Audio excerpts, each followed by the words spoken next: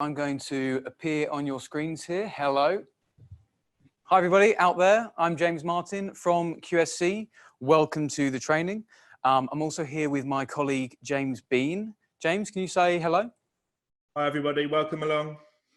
Hi, everybody. I see some familiar faces out there. Simon, thanks for saying hello. How are you doing? Everyone, welcome to Q-SYS Architect Training. Thanks for joining. As some of you may know, we've got loads of Q-SYS training out there. Some of you may have done Q-SYS Level 1, some of our online training.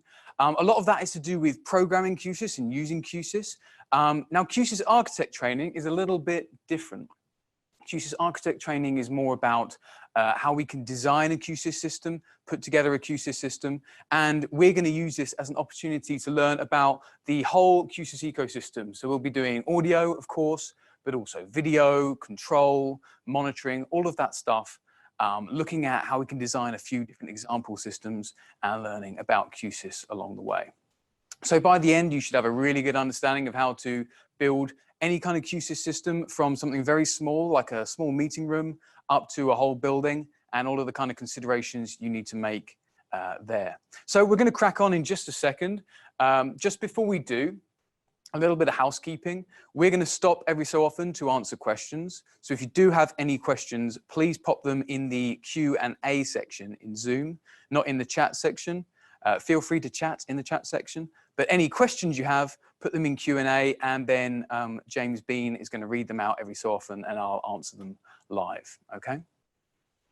So without further ado, let's crack on, and let's have a little look at what we're going to be doing today. So first off, we're going to have a look high level at the Q-SYS ecosystem. So just very quickly, we're going to fly through the ecosystem, having a look at audio, video, control, and how all of those things come together. And then we're going to start looking at applying those in a real situation. So we're going to start off with a conference room. What kind of cores are we going to use? Amplifiers, loudspeakers, how are those things going to come together? And of course, AV bridging, which is very important. We're going to introduce that here and see how we can use that to save ourselves a load of time in an installation. Then we're going to start scaling this up. So you're going to see a lot of the cool things in Q-SYS become really, really cool when we make them bigger, when we scale them up. So we'll start looking at centralizing our processing and doing multiple rooms off of a single core. And then taking that further, we're going to move to a core 510i using networked amplifiers, networked video, the kind of design principles that we might need to consider there. And that's going to be a pretty big system. And then after that, just a few things that we need to consider for any kind of Q-SYS system. So understanding how redundancy works, networking, feature licensing, and then a quick look at the core 5200. And then at the end, dun, dun, dun, the exam. But don't worry, it's not going to be very difficult. It's very straightforward. It's just 10 questions. And if you all pay attention, you'll have no problem with it, I'm sure. So let's move on. Let's have a look at the Q-SYS ecosystem.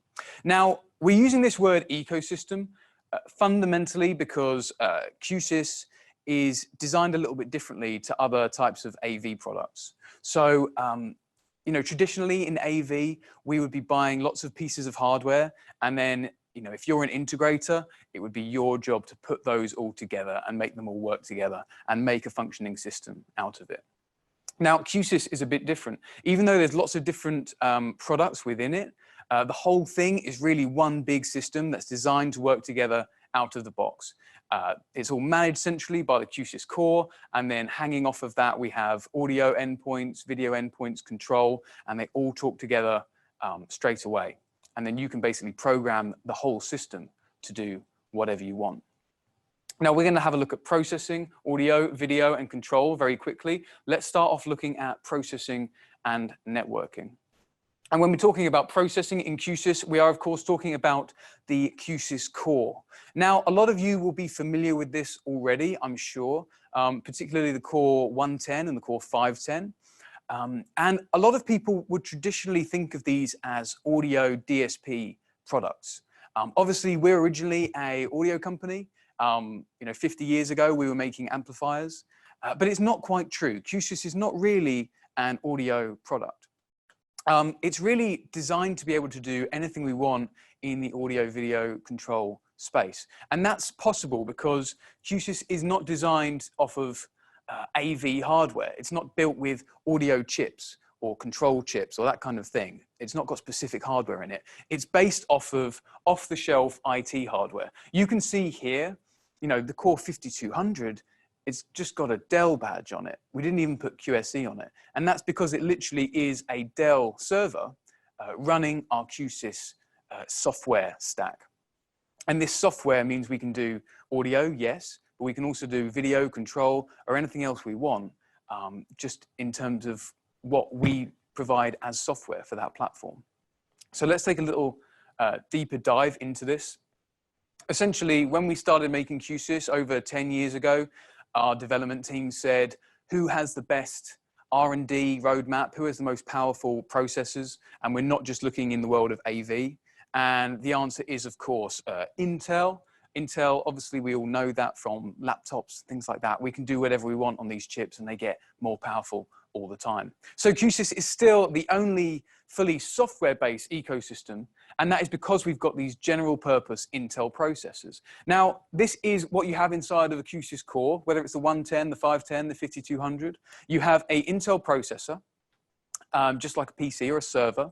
And then on top of that, we've got a Linux operating system. So this is just like Linux that would run on a server. Now, we actually use a militarized version of Linux. It used to be used for military applications. And that's good for us because it means it's super reliable, super robust. And of course, it is very precise in its timing, which is very important when you've got a real-time operating system processing audio, video control. Then on top of that, we've got standard off-the-shelf IEEE network drivers. And this is important because, you know, so far we've really built a computer, an IT product that is going to be doing AV rather than the traditional approach, which is more like you have an AV product and then you put an IT part onto it. This is an IT product from the ground up. And then at the top, we have the Q-SYS real-time software layer. And that is where we're going to do all of our audio processing, control processing, and everything else. And that's the part that you guys interact with when you interact with Q-SYS. It's all software running on this IT hardware. Now, what does that actually mean for you guys? What benefits does that give you? Well, firstly, because we have a different type of processor architecture, it means we have more processing headroom than pretty much anybody else. So we have, you know, unmatched amount of processing power, really, for audio particularly. Now, here's a little test we've done. This is not 100% scientific, but it's pretty good. We've basically taken a signal path that you could run on any audio processor. So EQ, compressor, mixers. We just made this standard signal path and then copied it and seen how many times can we run that before we run out of processing on that product. And it turns out that on the Core 110F, so I don't know if you guys can read this, but the Core 110F can run 146 instances of that signal path. Now that's a lot. And if you compare that to a product that is similarly priced in a similar kind of place in the market, it's 7 times more power. We can do 7 times more of those audio signal paths than a competing product. But when we go up to the 510, we can do 12 times more than its competition. And that is nearly 10 times more than the Core 110 as well. So the 510 is already the most powerful processor out there, other than the Core 5200, which has just a ridiculous amount of power there. So that can do, what does that say, 3,000 and something instances of that signal path. So it's a lot. So we don't have to worry very often about audio processing power, which is very nice. But this also means we have loads of extra headroom for other things. Now, a load of features still in the audio world in Q-SYS are traditionally hardware features. Things like acoustic echo cancellation, that would traditionally be a chip or a card that you would buy and you would add on that would do echo cancellation on another DSP chip. For us, that's just another piece of software that Q-SYS runs. But it's the same story with the multi-track players. In the same way that your PC can play audio, obviously the cores can play audio. We don't need any extra hardware to do that. But coming away from audio, we also have things like the Lua scripting platform, the timeline, third-party control, all of these things that let you build a full control system. Again, it's not any extra hardware. It's still just another feature of that Q-SYS core. And we've got many more of these to come. Believe me, we'll be talking about one that's just been released later on. Now let's have a look at the rest of the world of audio in Q-SYS. So if we want to get audio into our Q-SYS system for processing and routing, we can bring that in on the Q-SYS core, or we can bring that in on one of our I/O peripherals. It could be analog, could be digital, and then it's going to come into the Q-SYS system. Now, once it's inside of Q-SYS, it runs between peripherals and the Q-SYS core on the QLAN network, okay? So that is a suite of networking protocols that we've packaged together that lets us do all sorts of things. Lets us run audio, but also control, things like firmware updates, device discovery, all of this stuff is packaged together in QLAN. And that can run on any standard gigabit network. Now, just because it's something that we've made, it's not proprietary or locked down. All of your QLAN channels are also AES67 compatible, which means we can connect them to any other kind of AES67 compatible networked audio device, which is a lot of devices. But if we natively need to connect to something different, like Dante or AVB or some other format, we have hardware and software solutions for that as well. Now, obviously, we need amplifiers and loudspeakers when we're dealing with audio. So we've been doing amps for over 50 years at QSC, and we're going to talk about the very latest amplifiers today. And then, of course, loudspeakers, and we'll be covering the acoustic design range of loudspeakers and how we can use that in a conferencing space as well. So let's also talk about video. Now, video was built into Q-SYS from day one, but we're now really hitting our stride in releasing these endpoints that are going to let you encode HDMI video, camera video, bridge it to USB, all sorts of things, all within Q-SYS still. So here I am in a very fancy conferencing room where there is a hole in the table for some reason, and that lets us see our NV32 encoder that's under the table. That's going to be doing HDMI video encoding to the network and routing it over the network. It's also going to do USB bridging, which means it will take audio that's on Q-SYS, and it will also take our PTZ cameras and bring that into your laptop as a standard audio and webcam device. And then up there, we've got another NV32 in decoder mode that is going to convert those network streams back to HDMI for a display. So we've got a load of options for routing video, and again, we'll talk about those later as well. Now, lastly, we have control, and control in Q-SYS is really exciting, particularly when we start to do bigger and bigger systems. So because we have this Intel processor, we don't really have many practical limitations in terms of how much control we can do. So we're going to see later on how we can be using one Q-SYS core to control a whole load of rooms or a whole building. And if we need to add more rooms, we can just add more rooms. We don't need to add more processing. So it's super powerful. It's also super easy to use. So we'll see all the different options we have for actually putting together a control program and building nice user interfaces like the one behind me there. So this is all under one roof, all one system, and it comes together a bit like this, where we have our Q-SYS core. Again, it's not doing just audio DSP, it's really a server managing this whole system, and it's going to be doing its processing in software. And then over a network, and this could be a client's network, or it could be a network that you've put in or you've built yourself, any decent gigabit network. We can then connect our control, network endpoints, video and audio to that, and they're all going to be managed by the core, monitored by the core, and the whole thing is going to work as one great big system. So how are we going to actually put this together?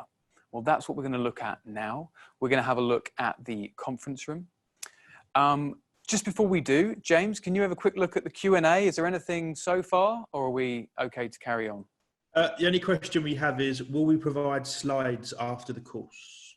Well, this is being recorded, and we are going to have a QSC webpage with a lot of the webinars that we're doing and we're going to collate all of the different things that have been happening. So I don't know about this exact one. It might be a different version of the same presentation, but keep an eye out on QSC's Facebook, QSC LinkedIn, because we will probably be announcing that very soon where we can watch these again. That's it for now. Cheers, mate. Okay, cool. Yeah, keep the questions coming, guys. So let's have a look at a conference room and have a look at the kind of things we're going to be using in that sort of space. Now, remember, we always need a Q-SYS core to manage the system. Doesn't matter how big or how small the system is. And for a conference room, it's going to be our core 110F. Now, before this, we had things like the core 250, the core 500. Some of you will have used that. Some of you may remember those. Those were great, but they had, you had to use cards for the inputs and outputs. You had to buy input cards and output cards. And that gives you loads of flexibility, but it means it's extra equipment that you need to buy. Now, with the Core 110, the reason it's called our unified processor is because it has everything you should need built in out of the box. So let's have a little look at the back of the unit. Firstly, we have our analog inputs and outputs. Now, we have here 8 mic line inputs, 8 line outputs, and in the middle, we have 8 flex channels. Now, these were designed so that we could have fixed inputs and outputs, but give you the option of changing how many you have still. So if you needed 9 instead of 8, or you need 10 or 11, you can just turn these flex channels to mic or line inputs, and the rest of them can be outputs. So channel by channel, each flex channel can be an input or an output, and that can be changed whenever you want. So it gives you loads of flexibility without you needing to have lots of extra equipment on there. So that's very cool. Now, on the other side, we also have a load of other connectivity. So we've got our GPIO, very simple. It's going to let you connect to switches, LEDs, potentiometers, things like that. We've got a POTS line, plain old telephone system. That's what that stands for. So an analog phone line. We can connect our phone line to it and use Q-SYS for making calls on the analog line. They also have 4 soft phones. So 4 VoIP phones built into every Core 110 as well. RS-232, if we need to control a third-party device and it doesn't let you do network control. But then over here, we have some very important parts of the system. So here we have our USB bridging, and we'll talk about that in detail later, but up to 16 inputs, 16 outputs of audio, and it's going to present our webcam driver to the PC and let you present any camera on the network, any Q-SYS camera, as a USB webcam. So that's going to be very, very powerful. And then here we have our LAN A, LAN B, where QLAN is going to flow in and out. And there we have 128 inputs and 128 outputs over QLAN, which is a really big number for a product of this class. And we'll see later on that that big number, combined with all of the extra DSP power we have, is going to let us do centralized systems, even with a Core 110F, which is going to be very cool. Now, to connect to this, we're going to need some amplifiers and speakers. So let's have a little look at an amplifier that we might use here. And it's going to be the SPA amplifier. So SPA range was made for smaller spaces where we still need a lot of flexibility and different types of amplifier power. And we might want to be mounting these amplifiers in unusual places, under tables, things like that. So this is perfect for conferencing rooms. Now, the key features of this, firstly, the flexible mounting options. So it's really easy to install these on the wall, under a table, in a rack, on the ceiling, wherever you want to put them, you can put them there. And all of the hardware to do that is included in the box, which is a nice little touch that you can just have everything included. You don't have to specify an additional bit of hardware. And this is sort of possible because it's our latest Class D amplifier design. So it's really quiet, it's really cool, and it doesn't have any fans because it's cool, which means it's also silent. And that's what lets you put it anywhere as well. Now, just because it's a simple analog amplifier doesn't mean it's not flexible. So we actually have multiple power configurations on this product as well, which lets you use it in lots of different types of situations. So let's have a look at a quick example. For example, we have the 2-channel SPA range and the 4-channel. Now, SPA 2-channel, you could get, for example, the SPA 260 or the 200, and that's going to be 60 watts or 200 watts per channel into 4 or 8 ohm loads. Now, on any of these amplifiers, if you bridge a pair of channels, you get loads more power into a 100-volt line or a 70-volt line. So, for example, you might get 200 watts for a 100-volt line when you bridge a pair of channels. Now, that's really helpful, very good on the 2-channel, but it's very cool on the 4-channel because it's going to give you one amp that can do lots of different things. So if you imagine the 4-channel SPA, you could bridge a pair and get, say, 200 watts to drive a load of ceiling speakers around a conferencing room. And that would be quite a lot of ceiling speakers. And then you still have 2 channels left over, which is going to let you drive stereo surface mount speakers, maybe at the front of the room, which you might want next to your display. So stereo low impedance plus 100-volt line, all in this small half-U amplifier, and you can configure it in other ways as well. Now you can see it's not a network amplifier, it is just analog. We've got analog ins, analog outs, very simple, very powerful, very flexible. Now, what are we going to connect to this? Well, we're probably going to use some loudspeakers, and we've got loads of loudspeakers at QSC. We've got everything from acoustic coverage, which is super cost effective, fairly low power installation speakers, acoustic design, acoustic performance, the line arrays, everything for the whole range of speakers. We can provide that. And of course we have the live sound range as well, which we're not going to talk about here, but we have a lot of speakers. I'm focusing on acoustic design here because acoustic design is our more premium range of installation speakers, and they have a load of features that are really good for making your installations a bit easier. Now, firstly, they look nice. So they are designed to be unobtrusive, the acoustic design range. You're not going to find great big QSC logos plastered across the front of them. They're going to blend in architecturally with any kind of project you might be working on. You can paint them, you can get them in all sorts of different sizes, and they're always going to look nice. So that's very important. They're very easy to design with because of the integration with Q-SYS and some tools we have on our website. And lastly, they're very easy to install. You're not going to end up looking stressed out like this guy here, trying to deal with that non-magnetic grille there, because acoustic design has loads of features that's just going to make installing speakers a bit less stressful and a bit easier. Now, when you're designing the system, we make all of the files you might need available on the product pages on our website. So if you need ease files, 2D models, 3D models, anything like that, you can just go to that page on our site and download those. You don't have to ask for them or anything like that. So that's going to make your job a bit easier there. Also, all of the Q-SYS voicings for these speakers are, of course, built into Q-SYS. So if you're using Q-SYS as your DSP, it makes loads of sense to use Q-SYS loudspeakers because the processor already knows everything about the speaker. It knows, all the details like what's the voice coil diameter, does it have a compression driver, does it have a soft dome tweeter, and it's going to use all of that to do the right limiting, the right tunings, and it's just going to make the speaker sound even better without you having to really do anything other than add that little block into Q-SYS Designer. Now, these are also mix and match capable. Now, what that means is that we've designed purposefully all of the ceiling speakers, all of the surface speakers, all of the pendant speakers to all have a very consistent sound to them. So whether you're moving from a corridor with one type of speaker into a room where you've got pendant speakers, and then out here where you've got surface speakers, you're not going to have that moment where your ears hear a sudden change. It's all going to sound very consistent, and it'll just be a nice sound as you move through the building.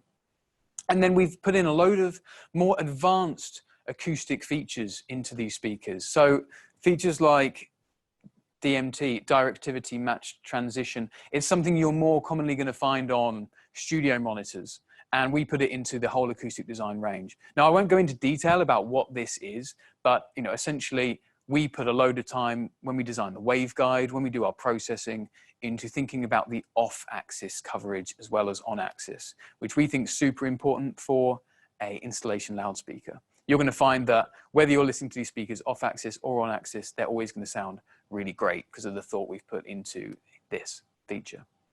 Now let's have a quick look at the main products in this range. So we've got here the main ceiling speakers, the most popular ceiling speakers, AD, acoustic design, C for ceiling, and then you've got a number, which is the driver size, T for transformer. So does it have a transformer or not? Most of them do.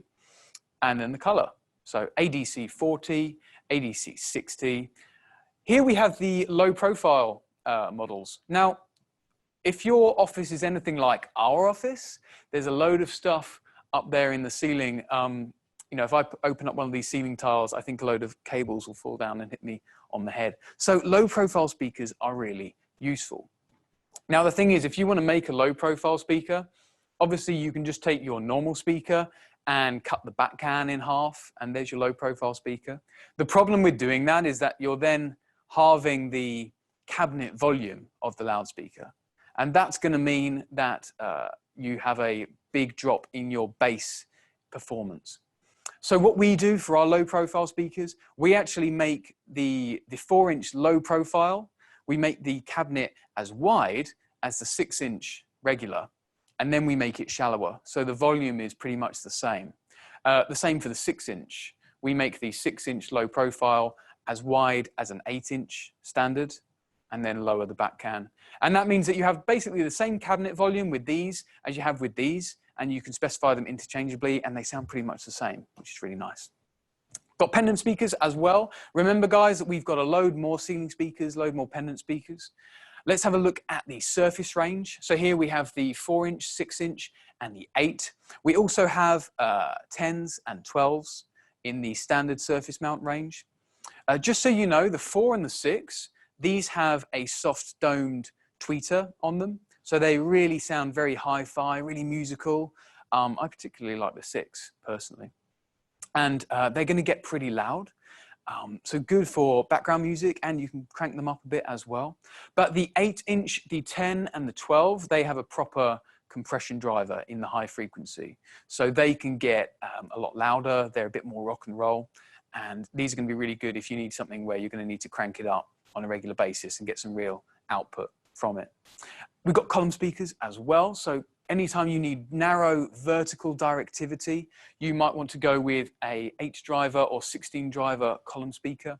We also have added a small baby column speaker now. So we have a 4 driver column speaker, half the size of that still has a very narrow pattern. And then subwoofers. This is the 12-inch surface mount subwoofer.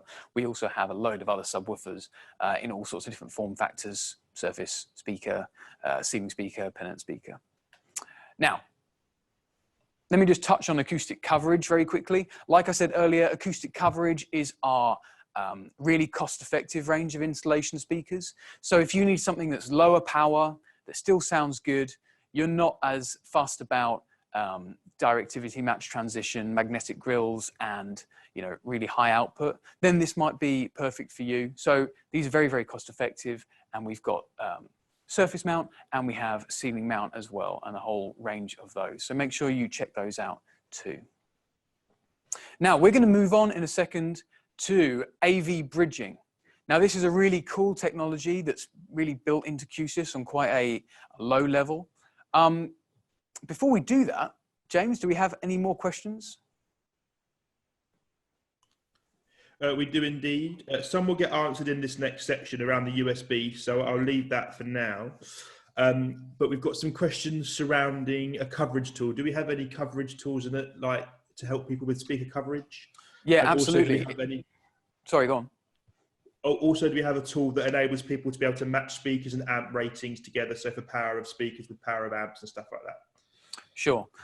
So in terms of speaker coverage, it's not something that we make, but we support it. So you can use Ease Focus, EASE, Focus, and that is a third-party bit of software where you can put in speaker positions and get SPL predictions for those.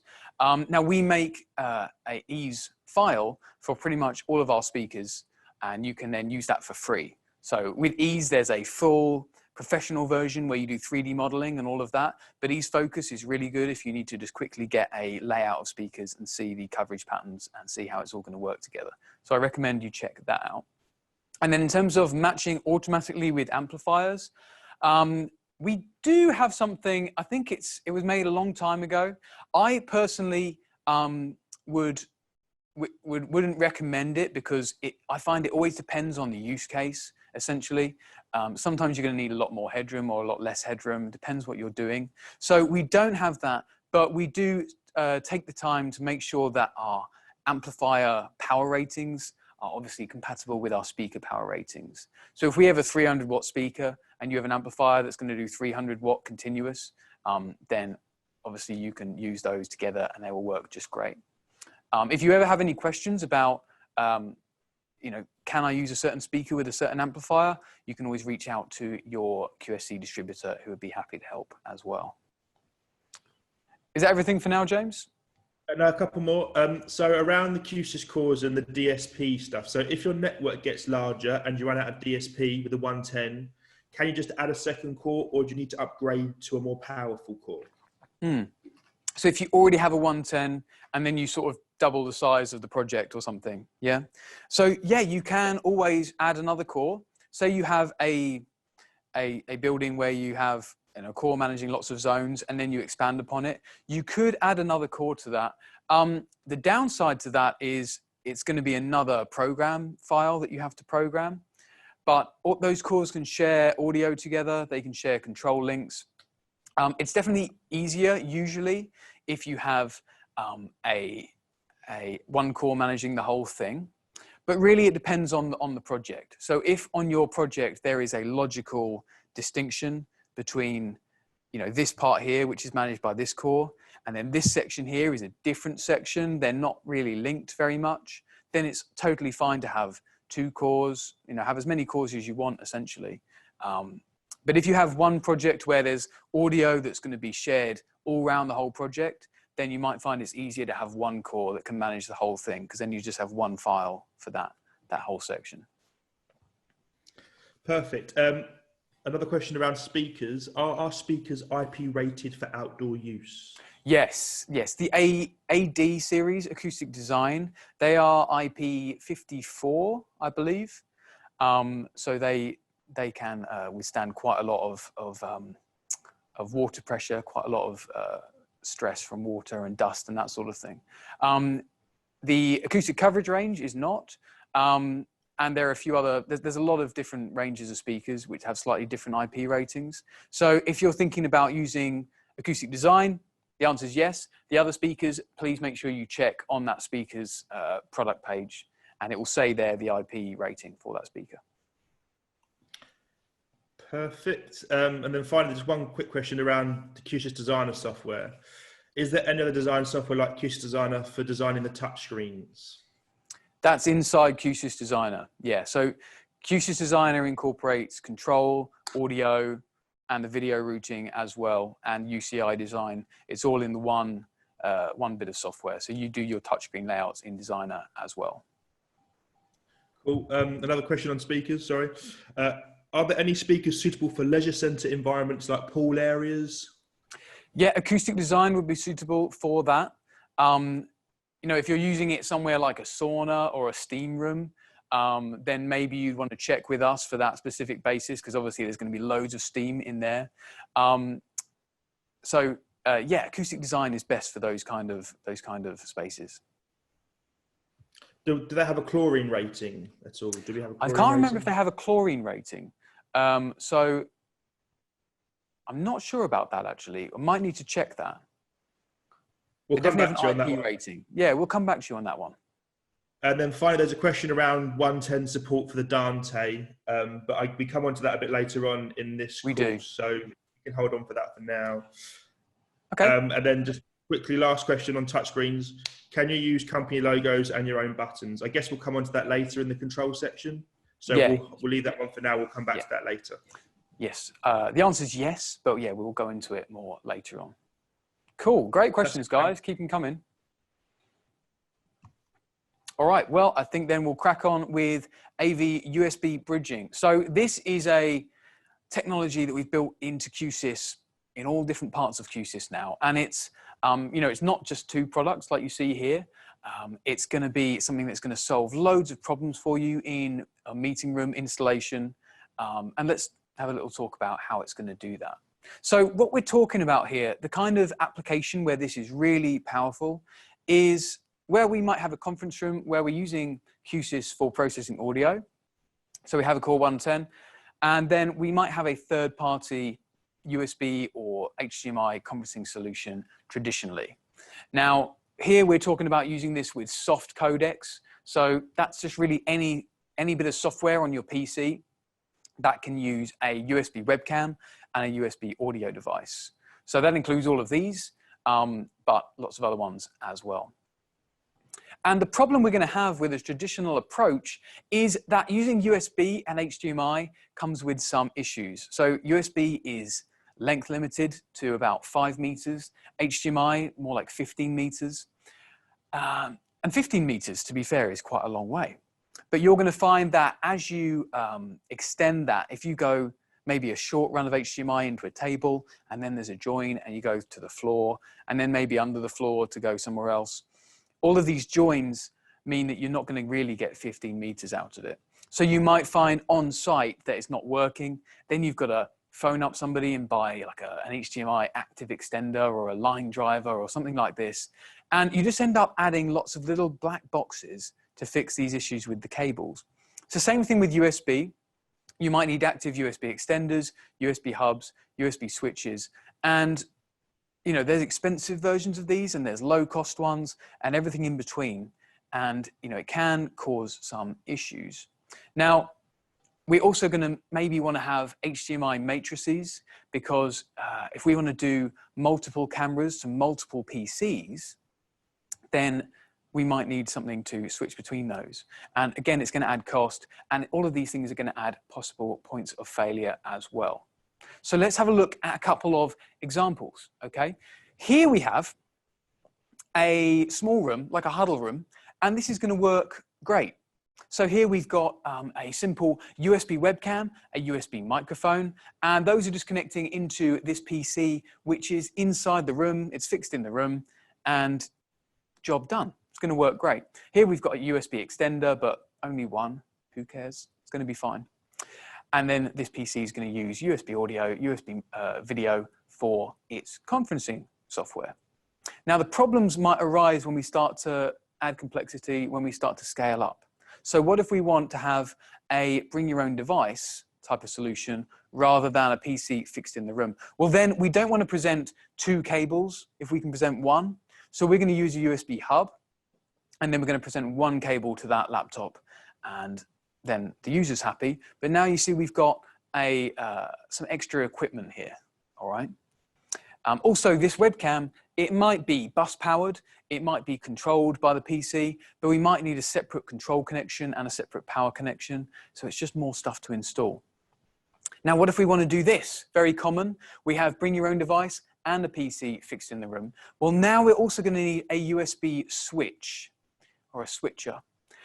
And what this is going to do, this device, is it's going to move all of these peripherals between these 2 hosts, which means that we can have this one hosting the audio and the video, or this one. Now, that's not really something USB is designed to do. It's going to work, most likely, but it comes with a bunch of question marks about how does it switch, when does it switch? And obviously, we can't have both of these working at the same time. And now you see we just got a lot of equipment here. Now, what if we want to have multiple cameras? What if we have a bigger space, and instead of having 1 camera, we want a few that we can switch between? Well, now we're probably not going to use USB. We might use something like HDMI. So let's have a look at that. So here we have a bigger space. Maybe this is like a VIP boardroom or a divisible room with lots of different configurations. So here we've got 3 of these HDMI cameras.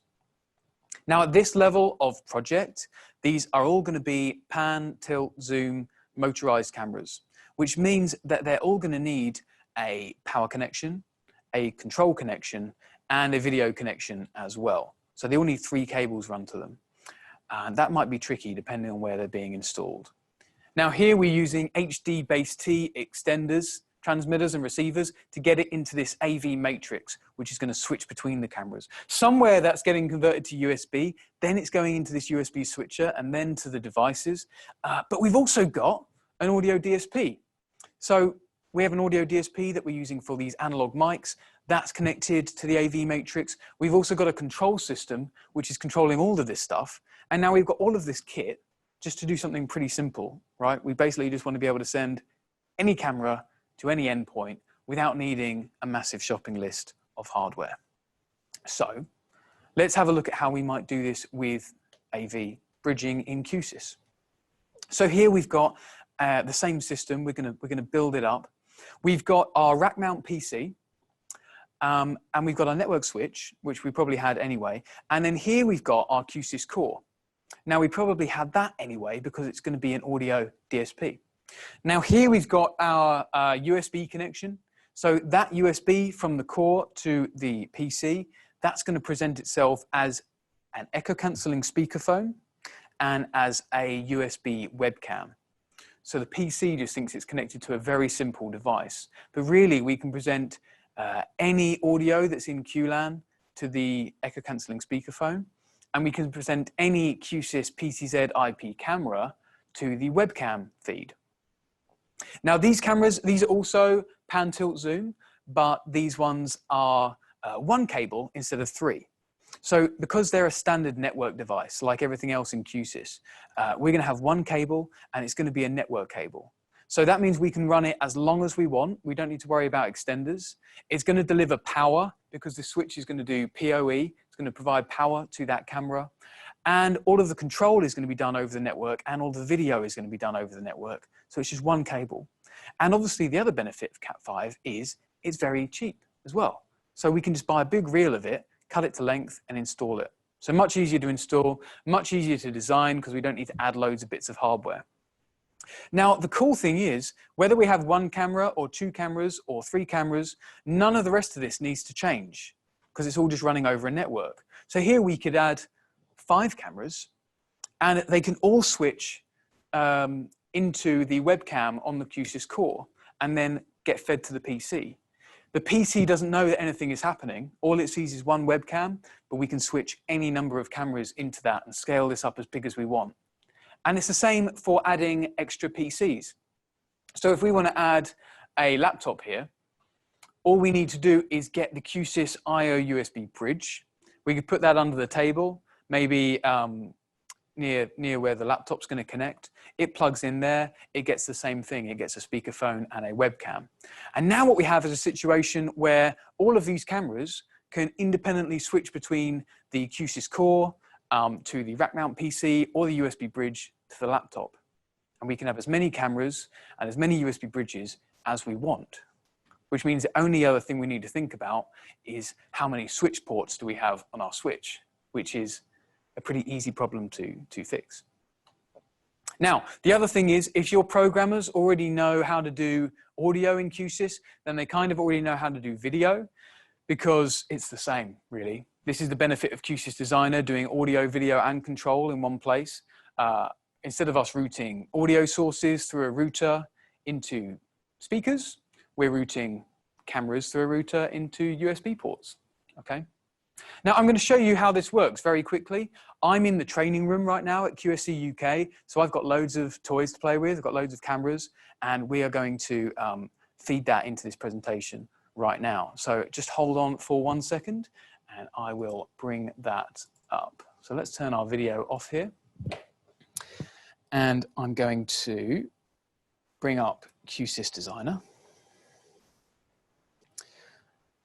Let's do that.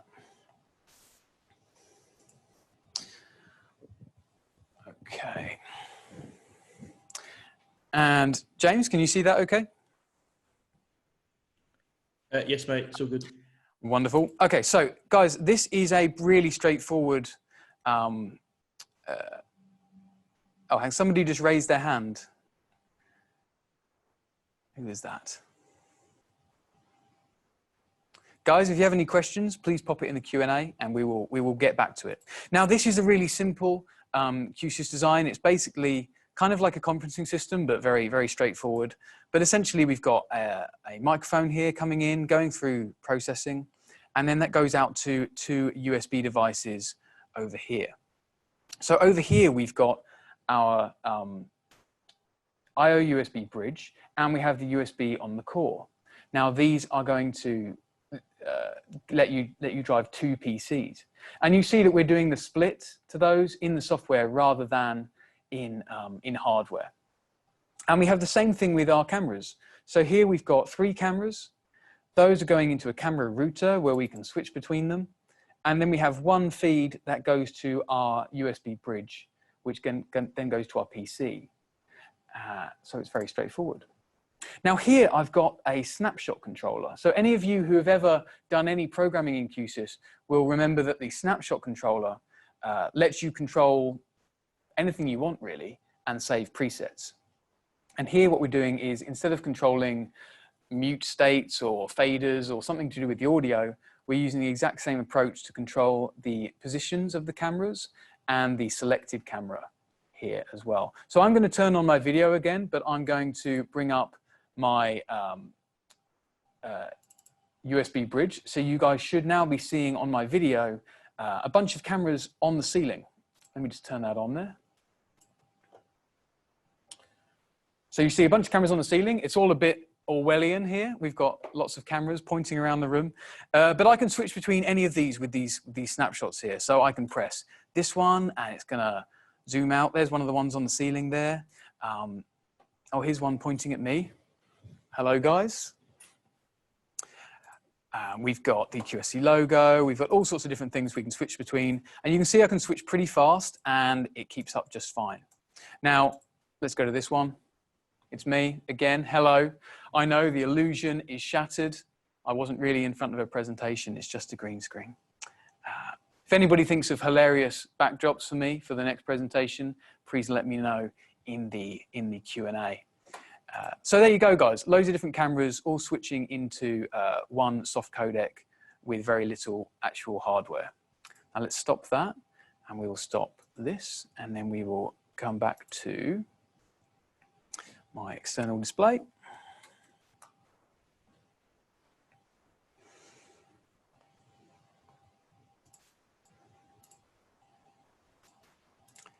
Okay. It's the top of my head. So, really easy to do. One last word on USB bridging, guys, just about the actual hardware itself. Our cameras also have SDI and HDMI outputs if you need to use that as well. And these will run at the same time as the network outputs. And then the USB bridge is very straightforward. You essentially just connect that USB-B port to your PC and it's PoE to power it. So, we're going to do a little design exercise in a second to bring all of this stuff together. But James, can you have another look at the Q&A for me before we do that? Yeah, one question about the P2Z cameras. Do they have a built-in microphone? No, they don't have a microphone. Perfect. And then finally, just about the network connection on the back of the Core 510 or the 110, can both LAN A and B connect to a network? Yes, yeah, and we'll be talking about the different ways we can do that later on. But yes, they can. Perfect, that's it for now. Okay, cool. Well, then we're going to do this design exercise, and I'm going to disappear so that we can see what's on the screen. So let's have a look at this. Here we have a client specification for a boardroom, all right? Now, this is going to be a 10-seater meeting room, and we've got a PC that's in the room all the time, and we also want to be able to present from the table, bring your own device as well. They just want some analog table-mounted microphones here, and they're going to use the room for all the usual things, VoIP calls, presentations, VC, and so on. Now, they want to have cameras, of course, but they want to have multiple angles. So we're going to use multiple cameras here. And now we can be thinking, you know, we're already going to need a Core 110F to process our audio in here. If we want to add a multicam system on, we can do that without any extra infrastructure with Q-SYS, just adding in the cameras and the bridges if we need them. So let's have a look at the sort of considerations we need to make here. Let's go back to our amplifiers and speakers. These guys want to have ceiling speakers and surface speakers. So what we might do, if we're using the SPA range, is use that 4-channel model, get a 4-channel, maybe an SPA 4100, bridge a pair of channels, and that can drive our ceiling speakers at 100 volt. And then we will have a pair of channels left over, and that can drive stereo low impedance surface speakers. So that's going to be very handy, all in the one amplifier. We've got our acoustic design range. We could use acoustic coverage as well, and I'll let you guys decide what speakers you might want to use for this. Now, we haven't talked a huge amount about control yet. We're going to do that later on, but we will need a touchscreen in the room for this. Now, for video, we said we want multiple cameras, so we can choose how many cameras we want, and they want to have an in-room PC and a laptop.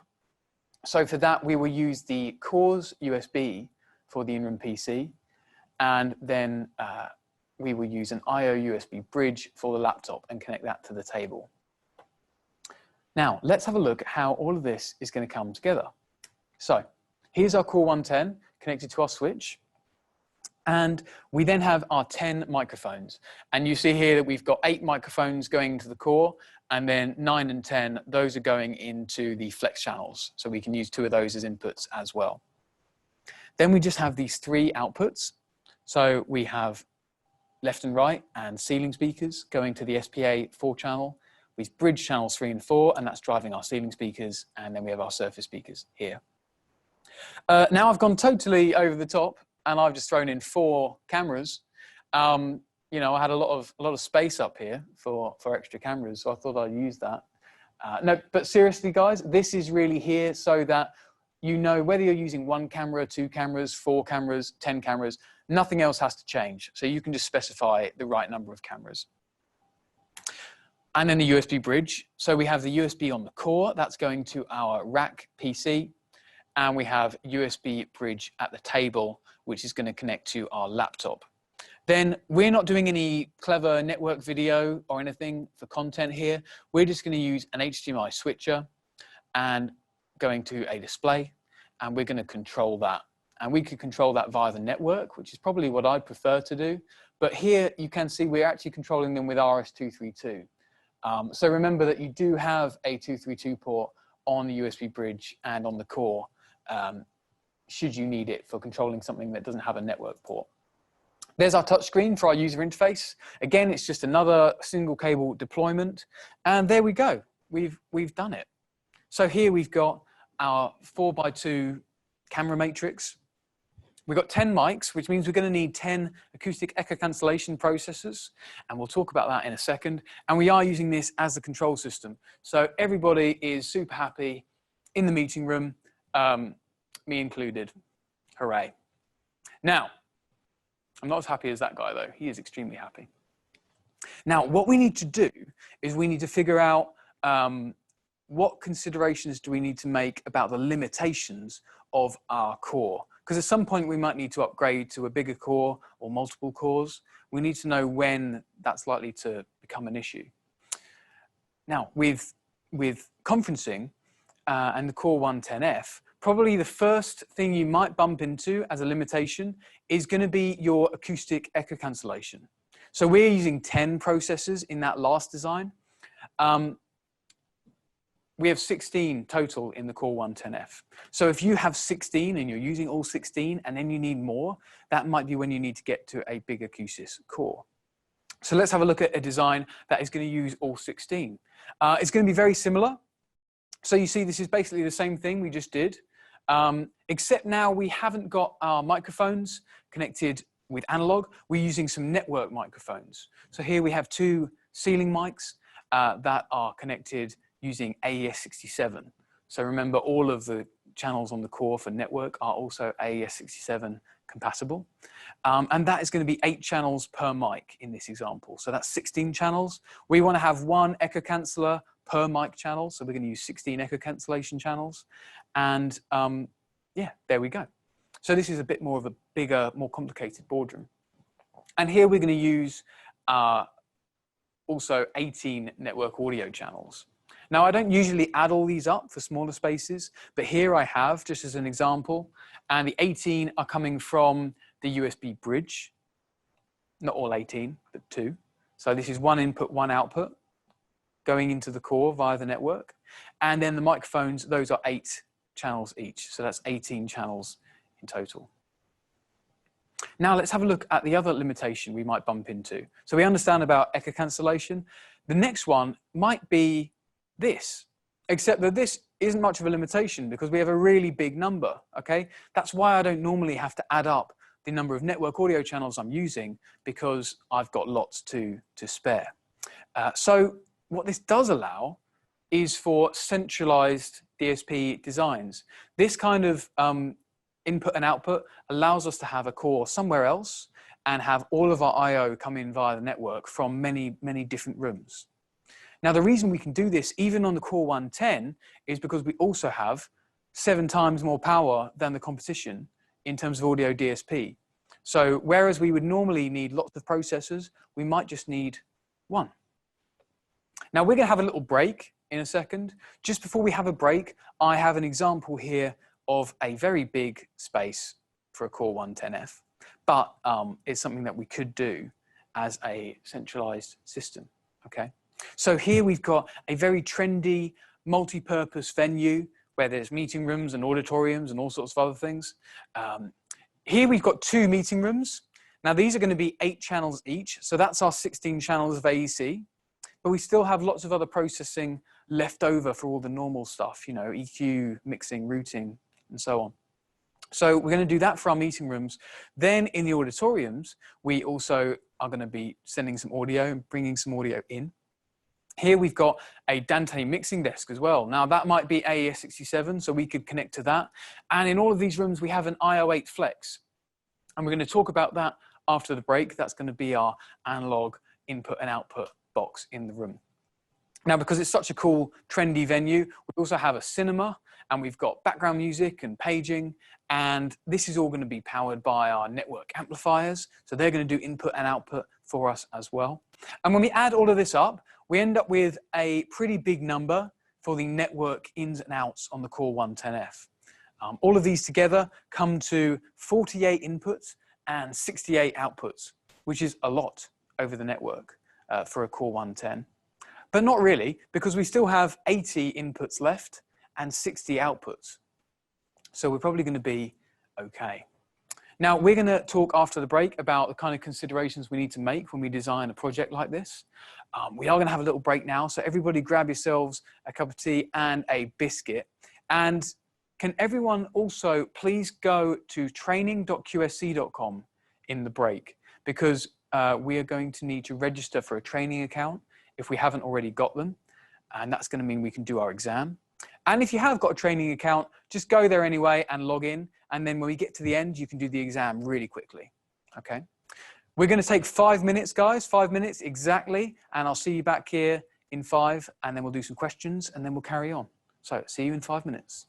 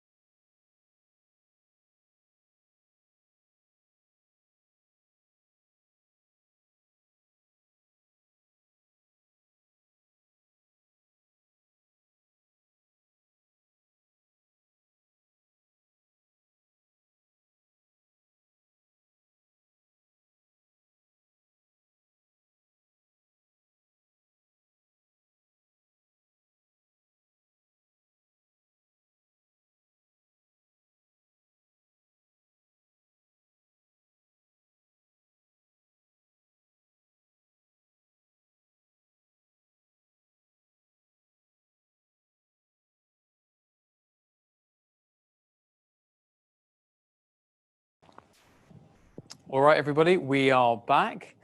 Hope everybody has a cup of tea and a biscuit or other beverage of your choice. So just before we crack on, James, can you have a look at the Q&A? Have we got any extras during the break? Yeah, we've got a couple. So firstly, just around the USB stuff you spoke about with the bridging, could you just specify which USB ports are for which element of bridging? So video, audio, that type of stuff. Sure. Yeah, so in USB, a USB-B port is used by a device that then connects to a host that has USB-A, like your laptop. So what you're going to do is you're going to use the USB-B ports on the cores or the bridges or whatever bridge you're using. And then that will become an audio video device that your laptop then connects with USB-A. There are USB-A ports, as you've probably noticed, on the core and on the USB bridge. Those do actually host other devices. So there is a feature called external USB audio, where you can plug in, say, a USB headset into a USB bridge, and that will then host the headset and bring that audio into Q-SYS to do whatever you want with it. You can do that on the Core 110 as well. You can plug in a single USB audio device and it will actually host it and bring the audio in and out. And we have some other cool features with USB out there in the future. So keep an eye out for those as well. Perfect. Question around the PTZ cameras. So can you use audio to trigger camera selection in a meeting room environment? So you can switch to certain positions or microphones at the loudest noise level in Q-SYS? Yeah, you can. So it's actually pretty straightforward as well. It's one of the nice things about having your audio, your control, and your video all in the one page, essentially in Designer, is that what you can do, you could take your automatic mic mixer, you could look at what mics are open and use that to trigger a snapshot, which is then going to recall camera positions, camera selection, things like that. Now, you'll find there's more to it than that. You probably want to put some logic in the middle that slows it down or does it in a more controlled way. But yeah, that's totally possible. If you want to do something like that and you want some examples, please reach out to your QSC distributor, because that has been done before. And at QSC, we've got some examples of that, which we could probably help you with. Cool. On ceiling mics, can you use an auto mix on a ceiling array so you can cut down to 2 channel numbers or less channels inside the core? Yeah, you could do. Yeah, you can auto mix outside. If you're going to do that, then it's best to not mix all of those channels and then do acoustic echo cancellation with it in Q-SYS. You kind of want to do echo cancellation on each individual channel. Now, some ceiling mics will let you do AEC in the microphone, and you need to send it an echo reference. So that's another option for you. Personally, I find it a lot easier to have all my DSP in one place rather than in different systems. But yeah, that is another option you can go with.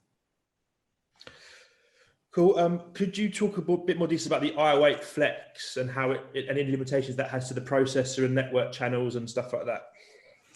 I am going to talk a bit about the IO8 Flex, and actually that is the next section. So perfect. Was that deliberately you setting me up there for the next section? A little bit, but the question did come in as well. So, how many USB bridges can you use on a network? So I think the actual limit is 50 per core. So yeah, I'd go with that number. Really, your core is limited by the network audio channels. That's going to limit how many bridges you can communicate with. So yeah, I think 50 is the number. So with cameras, it's 250, if I remember correctly. You can have 250 cameras and 50 bridges, but that's not per network, that's per core.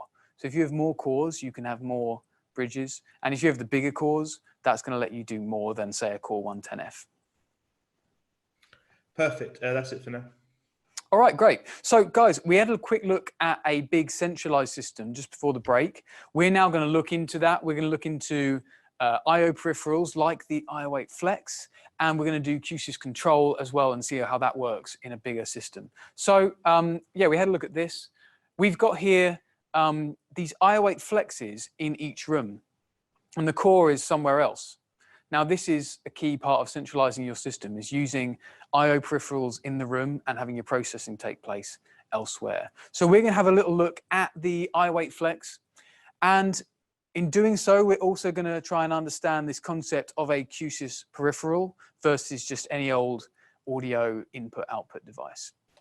So you can see that this looks a bit like a Core 110F that's been sliced in two, and it actually has a lot of the same I/O as a Core 110, but just on a smaller scale.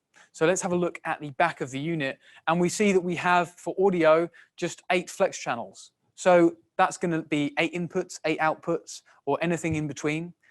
You can just set that up in the software however you like. So that's going to be very versatile. We have GPIO again as well, so we can connect to shades, any switches, LEDs, things like that in the room occupancy. That can all go into here the same way it does in the core. And RS-232 if we need to do a bit of control that's not on the network. We've got a USB-B port here as well. That is just going to be for audio on the Flex. This is the one that doesn't do audio and video. This one just does audio bridging. And then we have our QLAN connections, and that is where our audio channels and control and all of that is going to go over the network back to the core for processing and all of the rest of it.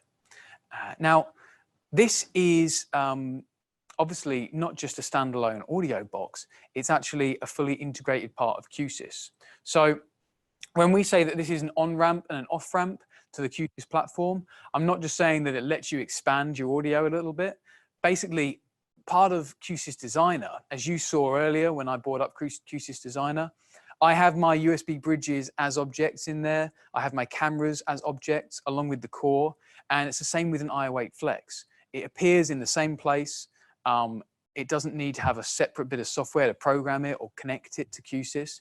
It's all just part of your big system, your big Q-SYS system that's managed by your core. Now that means that when you load your design onto Q-SYS, it actually then programs all of those other devices for you. So it's going to program your cameras, your bridges, your iWeight Flexes, and even update the firmware for you when you deploy the design. And then it's going to be fully integrated with them and monitoring them while the design is running. So that's what we mean by a Q-SYS peripheral. And most of the things we're going to talk about, things like the touch panels, the network amplifiers, network video, these are all just other Q-SYS peripherals that are fully integrated with Q-SYS. And all of these peripherals enable you to do a centralized design with a single core or maybe a couple of cores. Now also with the iWeight Flex, it is a single cable deployment again, so it's PoE.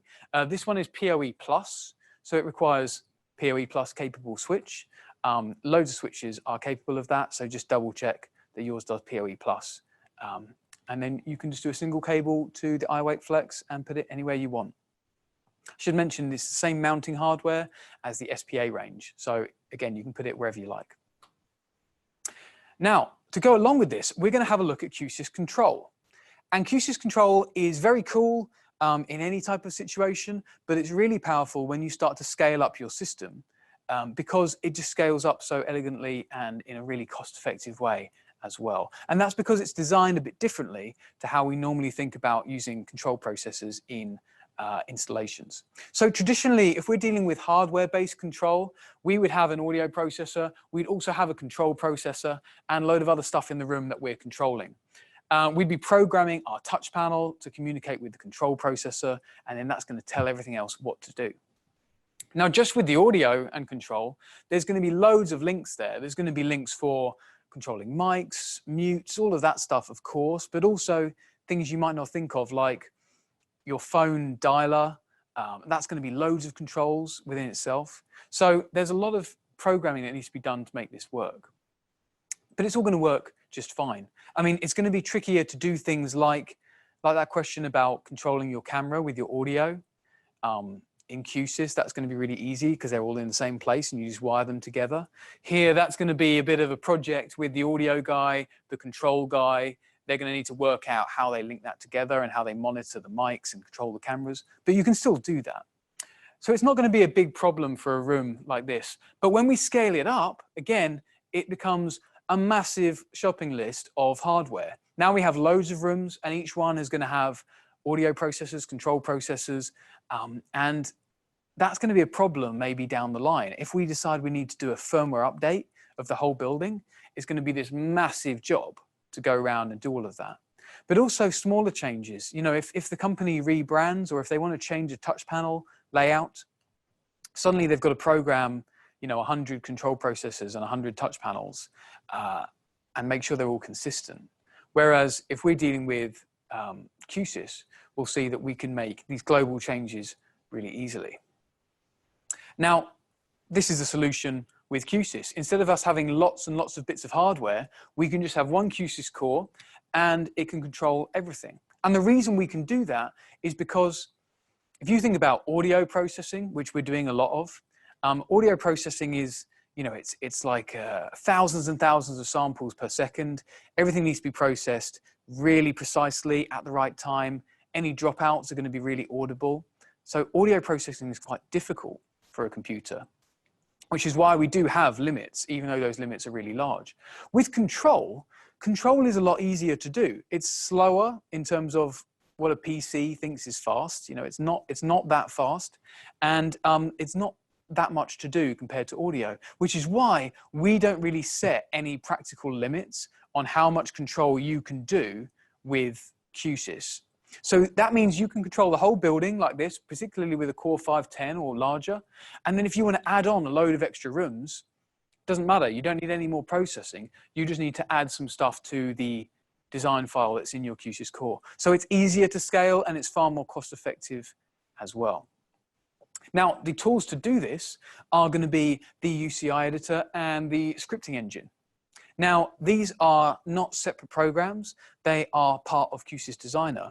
Again, these are licensed features that you can use to upgrade your core, which can then run designs which use UCIs, control systems, scripting engine, all of that stuff. Now, with the UCI editor, somebody was asking earlier, how do you do a layout? I recommend if you are interested in the details of how this works, you have a look on our training website and do Q-SYS Level 1, where it will really go into detail about this. But essentially, because we have everything in our designer schematic, audio stuff, control stuff, video stuff, we can take those controls and put them onto a touchscreen like we're doing here. And that's essentially, in its simplest form, that's what we're going to be doing. And that will make a touch panel layout that will work perfectly. Now, it might not look that nice yet. So we have loads of tools in Designer as well to make it look however you want. You can put in custom logos, custom buttons. If you have a marketing guy who does custom designs for user interfaces, you can take all of those and implement them into Q-SYS. And we now have the ability to style our touch panel layouts with CSS, which is a language that you normally use to style web pages, just using code. We can now use that to style our touch panel layouts. And that's very powerful because it means you can make one change to CSS and it will update all your UCI layouts in your design file, which could be like a whole building worth of touch panels. Now, that's to do the touch panels. This is to do the third-party control, the scripting engine. This is our scripting language here. This is called Lua. It's not actually a QSC language. Lua is an open source language that you can learn yourself very easily. If you just go onto YouTube, you can learn how to write in Lua, and it's very, very easy. Even I can do it. It's very straightforward. James, even you can do it. You've done Control 201, so, you know, it's dead easy, guys. Now, that's going to be great for controlling third-party devices or actually writing any kind of program inside of Q-SYS. Now, we also have third-party plugins that we make. And this is going to make it even simpler for you. So instead of you having to write a script anytime you want to control something, you can grab a Q-SYS plugin, which is inside Designer. There's an ever-expanding list of plugins. Say you want to control your mics or your TV or your projector. You just download that plugin, drop it in your design file. You might enter an IP address, and then you've got control of that device, and it can all be linked into audio, video within the Q-SYS Designer window. Now, third-party plugins, these are things that we actually support because we've often written them ourselves and we release them supported to you guys in Designer. There's also lots of other plugins you'll get by other programmers. You might find them online. Those are all going to work as well. But these ones, we've actually written it, or the third-party manufacturer has written it, and then we've signed it off. Now, there's one last feature that comes with the scripting engine, which is the block controller, which is actually going to let you write code without even having to learn the language. So if you don't have a plugin for something and you want to write a piece of control code for it, instead of having to learn Lua and write out all the code, you can use Block Controller, where you actually build code using these predefined blocks, which basically means if you understand the logic of what you need to do, but you don't know the language, you can use this to accomplish whatever you need to do. So Block Controller is very powerful, very flexible, and it's a really cool feature. Now, lastly, we need to actually put these user interfaces on a screen. Now, you can do this with iPads, you can do this with Windows clients. We now have an HTML5 UCI viewer in a browser. And of course, we have our own range of touch panels. Now, these are the second generation Q-SYS touch panels. We have the TSC 55, the TSC 80, and the TSC 116. So that's 5.5 inch, 8 inch, and 11.6 inch touch panels. Now, the 8 and the 11, these can be mounted on a table. These have a table mount that you can get, and all of these can go in the wall as well. Now, again, these are a Q-SYS peripheral, so you don't have to program the panel and program Q-SYS. You just deploy your design file with your UCI in it and tell it what touch panel to go to, and Q-SYS is going to grab that touch panel, program it, throw the UCI on there, and even update the firmware for you, and then you have a system that's working. It also means if you need to change your touch panel, say somebody spills their coffee all over it or something and you need to swap it out, you don't need to program the touch panel when you get a new one. You can just take the new one, you can rename it the same as the old one, pop it on the network, and it will start working in exactly the same way. So very helpful. It's going to save you a lot of time, and also it's going to mean you can deploy these more easily. Now, we don't set limits on the number of UCI viewers you have. You can have as many touch panels or Windows viewers or iPads connected to your Q-SYS core as you like. So with that, we've gone through IO8 Flex, Q-SYS control. We're now going to do a little design exercise for a centralized system. James, can you just have a little look at the questions again for me? Yeah, we've got one question around plugins. So can third-party plugins be opened up for modification in Lua scripting? Yes, by default they can. So if you go to your plugins folder on your PC, you should find a .lua file, and you can just open that up and take the code and edit it. The exception is if the author of the plugin has encrypted it, which they may have done. I think most of our plugins on Asset Manager are unencrypted, and you can just open them up and view them, which also helps you to learn the language. But we can't say that all will be unencrypted. Perfect. Also around touch panels, can you give two touch panels the same name, so duplicate two panels? If you give them the same name, then they're going to conflict with each other, so you can't do that. But if you want to have two touch panels do the same thing, it's very easy in Designer to give them the same UCI and link what pages they're on and have them synchronize. So yes, you can do it, but you wouldn't do it by giving them the same name. Perfect. That's it for now. Okay, cool. Well, in that case, let's have a look at this next design exercise. Now, this is going to be a client who is doing a new room standard.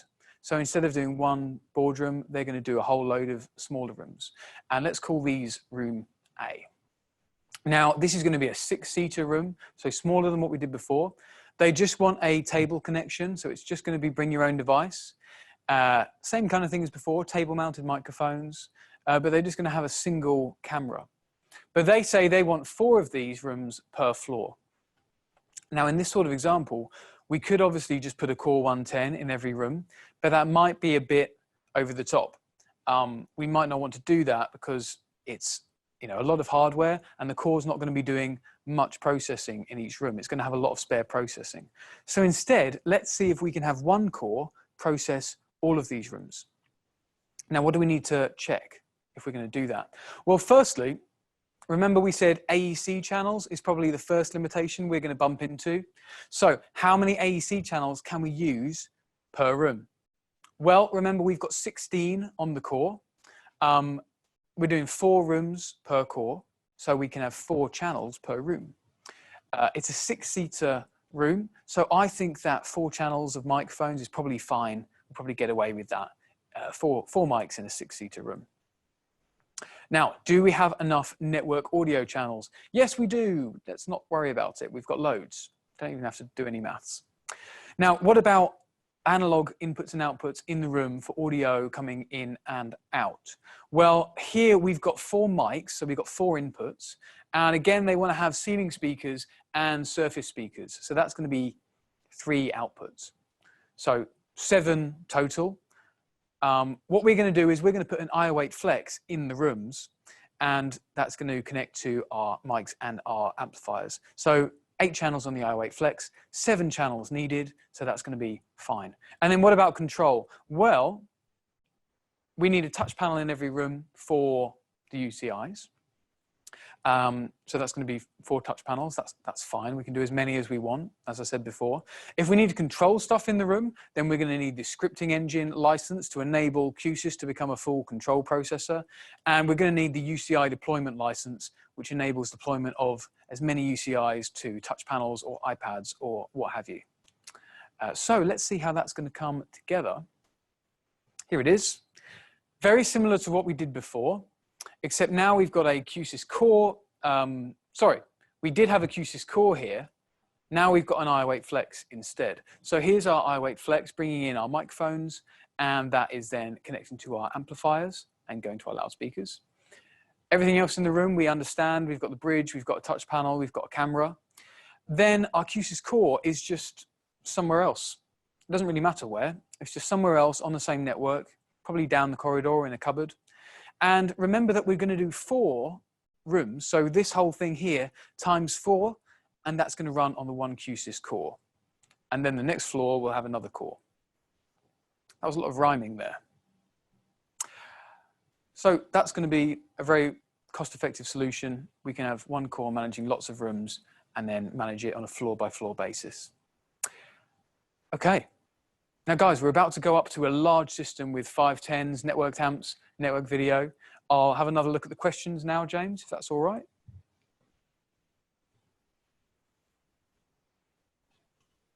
No questions currently. Cool. In that case, let's move straight on to Q-SYS Core 510i. Now, the Core 510i is designed for slightly different types of spaces than the Core 110. It's worth remembering that the cores, doesn't matter which core it is, they can all do all the same jobs. They can all do, you know, AEC, soft phones, managing the whole system. They all have all the same software on them. It's just that they have more or less power. Now, the other difference is that the actual hardware might be different. And that's what we have with the 510. Whereas the 110 had fixed I/O with flex channels, it's designed to have everything built in. The 510 is totally customizable. So with the 510, we have cards that you can get and you can put into the Core 510. And here we have all the normal types of cards you would expect. So we've got analog, input and output. We've got AES3. So that's not AES67, that's something different. AES3, if we want to connect to, you know, digital audio over an XLR, that kind of AES. CTEL4, this is a telephone line card. So if you need lots of analog phone lines, you can have 3 of these in a Core 510, and then you can have 12 analog phone lines go into 1 core. We have our Dante card, of course, very popular, 64-channel Dante card, and AVB card as well. And then we have, in addition to all of that, our network audio over LAN A, LAN B with QLAN AES67, all right? Now let's have a look at how the back of this core looks. We've got 8 card slots in total. Here you see some of those are being used. We've got GPIO again, we've got RS232, and then we've got LAN A, LAN B, and also a aux LAN. Now there was a question earlier about, can I connect all these to different networks? Yes, you can. So if you have, say, a control network, and you have an audio network, and you have a corporate network for VoIP, you might use LAN A for audio, LAN B for control, and the aux LAN for the VoIP server. That's all totally fine.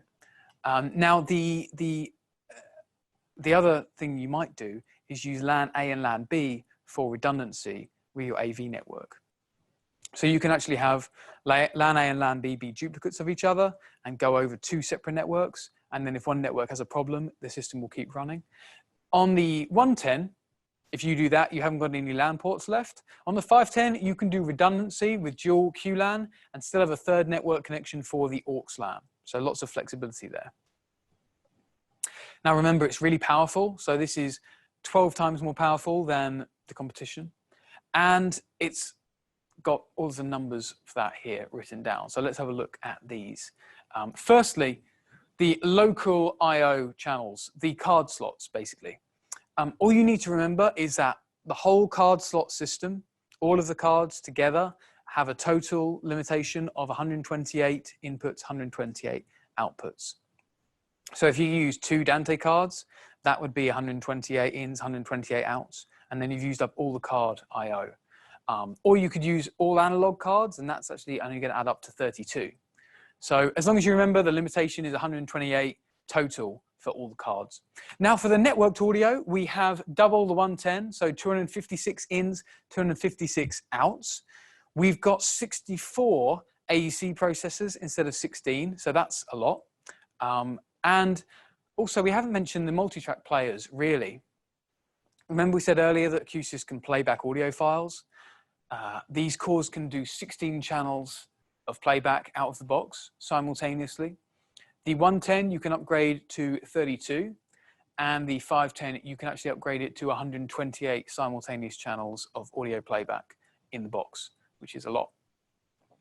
And then lastly, with your VoIP, we have 64 VoIP instances, 64 phone lines you can do on the Core 510 in software rather than 4 on the Core 110.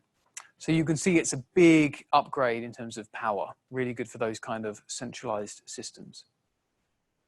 Now, going along with this, we would maybe have a bigger amplifier, and that might be something like this, the CXQ series network amplifiers. These are our most powerful amplifiers, most flexible amplifiers, and they are also network Q-SYS peripherals. So that comes with all the advantages of being a Q-SYS peripheral.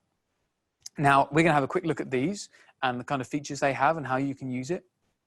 So these are our latest Class D technology. Like I said, they're our most powerful, most flexible amplifiers, often used in bigger projects where you have loads of loudspeakers. It's fully integrated with Q-SYS, like I said, so it is going to be programmed in the same way a camera, touch panel, I/O8 Flex, any of those peripherals. This is the same kind of thing. So you just put that amp in Designer, wire it up however you want, run the design, and Q-SYS is going to program that amp for you and manage it for you, update the firmware, all of that stuff. Then we have very cool ways of combining the channels, which I'll talk about in a second, and also some other features like these do have inputs on the back that you can route anywhere in Q-SYS.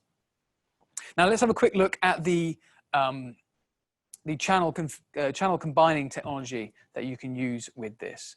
So this is our 8-channel model. By the way, these come in 4-channel or 8-channel. And out of the box, these are all 100-volt line, 70-volt, 8 ohm, 4 ohm, 2 ohm on either channel, however you want to use it. Now, obviously, any amplifier, we can bridge channels. Now, let's remember what we do when we bridge channels technically. What we're actually doing is we're taking the voltage limitations of 2 channels and combining them together. So that's going to mean we have double the voltage, and certainly at higher impedances, we're going to get like way more than double the power. It's going to be really good. We'll get loads of extra power. But if we're talking about low impedances, like 4 ohms, 2 ohms, we might find we don't get as big an increase with bridging channels because we don't need more voltage at lower impedances. We need more current. So we can also do with these amps parallel. We can parallel channels together, and that is going to give us double the current and the same voltage, which is super useful at low impedances. So then at 2 ohm, 4 ohm, we can get tons more power, or we can bridge if we need higher impedances. So we have all these flexibility, all this flexibility on different channels to combine them in different ways, all on the same amplifier to drive loads of different types of speakers, which is really cool. And if you want to go totally over the top, you could bridge a pair of channels and then bridge another pair of channels and then parallel those 2 bridge channels together. And then you get one channel that's like 8,000 watts. And that's a lot of power. Not great for boardrooms. It's probably going to break some speakers, but obviously really great for things like theme parks, cruise ships, any kind of entertainment venue, big subwoofers, that sort of thing. Now, I mentioned that these amps also have inputs on the back. Obviously, you'd expect the amplifier to have inputs on the back. These ones, they actually have all of their inputs come in via the network. They're network products, first and foremost. The analog inputs that you'll find on the back are just inputs to the Q-SYS system.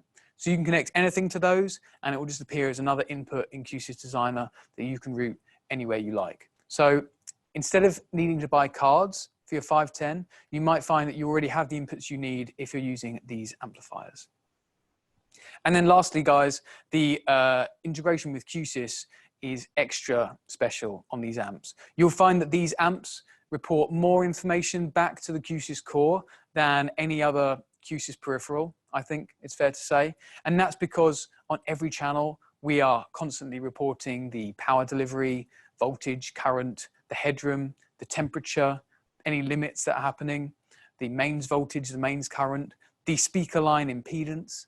And all of this is done because if you're using this with something like voice evacuation or a life safety system, you need to make sure your speaker lines are always working and your amplifier is always working properly. And if you're using Q-SYS and you use these amplifiers, you will find that that all just happens automatically. So it's a bit of a no-brainer if you're doing this in a mission-critical system. Now, guys, we're going to talk about network video next. James, do we have any questions before we do that?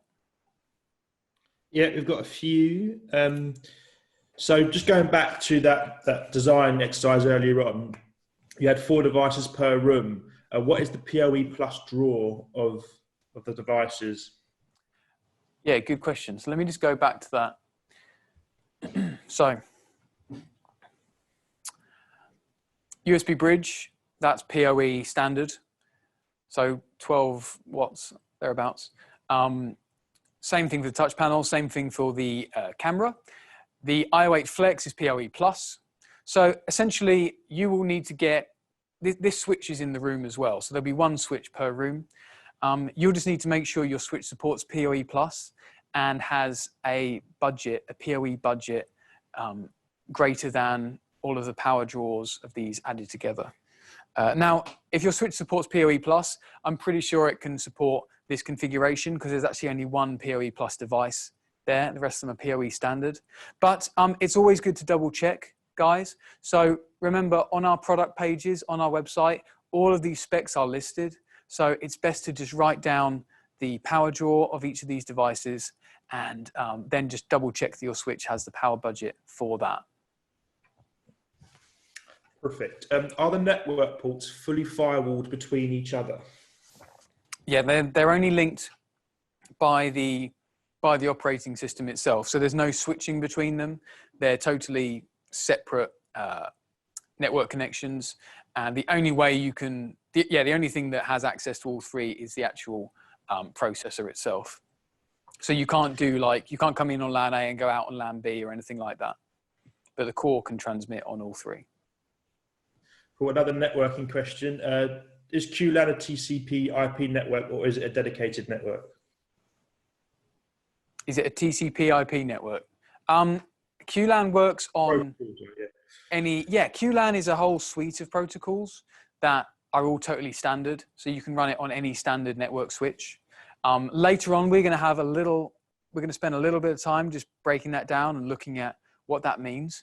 But yeah, essentially the rules are that you can run it on any gigabit switch, essentially. But if you're doing an AV system, you probably want to configure that switch to guarantee the performance is always going to be there.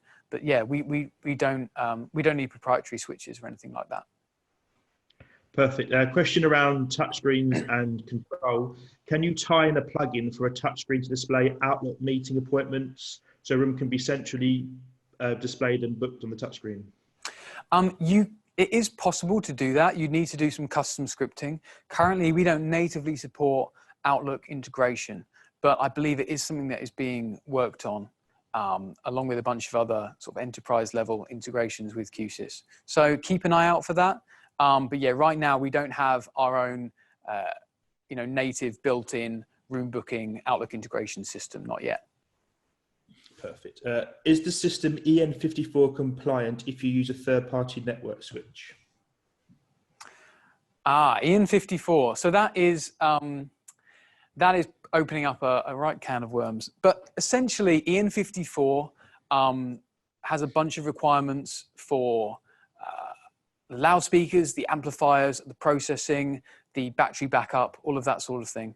Out of the box, Q-SYS is not going to be EN54 compliant because it's a software-based system. We don't make battery backups, that sort of thing. Some of our loudspeakers are EN54 compliant, but no, the answer is it's not. The whole system is not going to be EN54 compliant. That being said, there are companies who've installed Q-SYS systems which have been signed off as being EN54 compliant because they have complied with the spirit behind the regulation. So they've installed their own battery backup with UPS. They've got redundant networking. They've got redundant processing. They've got EN54 loudspeakers, and they're monitoring all the amplifiers and all that sort of thing. So Q-SYS is used in those types of venues, but no, out of the box, Q-SYS is not going to be an EN54 certified system. Because it's so open-ended and you can do anything with it, that means it really depends on the actual deployment itself and the programming as to how compliant it's going to be. Perfect. Around the network ports on the back of the devices, does the aux LAN have limitations compared to LAN A and B? Yes, so LAN A and LAN B can be used for real-time media. So they can be used for QLAN audio, AES67 clocking as well. And LAN B is your primary audio network, and LAN B is your secondary or backup audio network. The aux LAN can't do clocking, it can't do AES67, it can't do QLAN audio, and that's it. It can do everything else. So, you know, VoIP networks, control systems, that sort of thing. It's still a gigabit port, but it doesn't do the real-time audio, the real-time media stuff. Cool. Is there addressing static or DHCP? Either.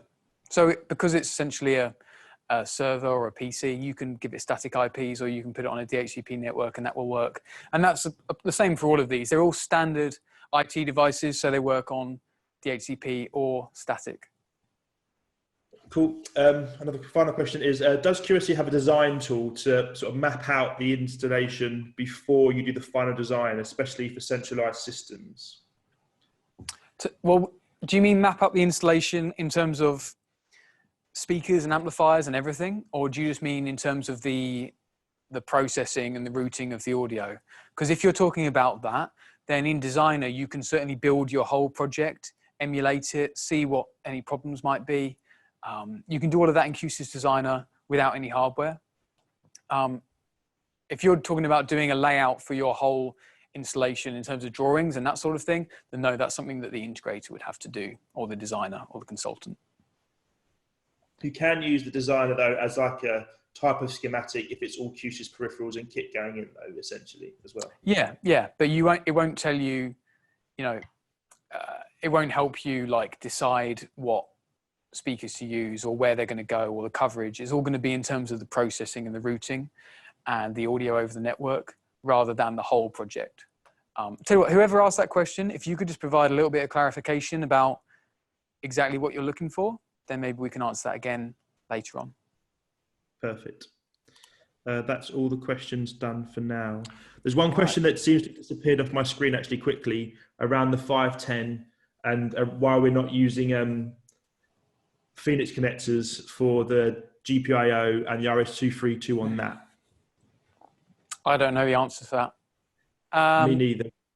Me neither. If this was made, I guess it might be something to do with the Core 110 being a totally new form factor for us when that came out, whereas this is similar to the Core 500 form factor, but with way, way, way more power.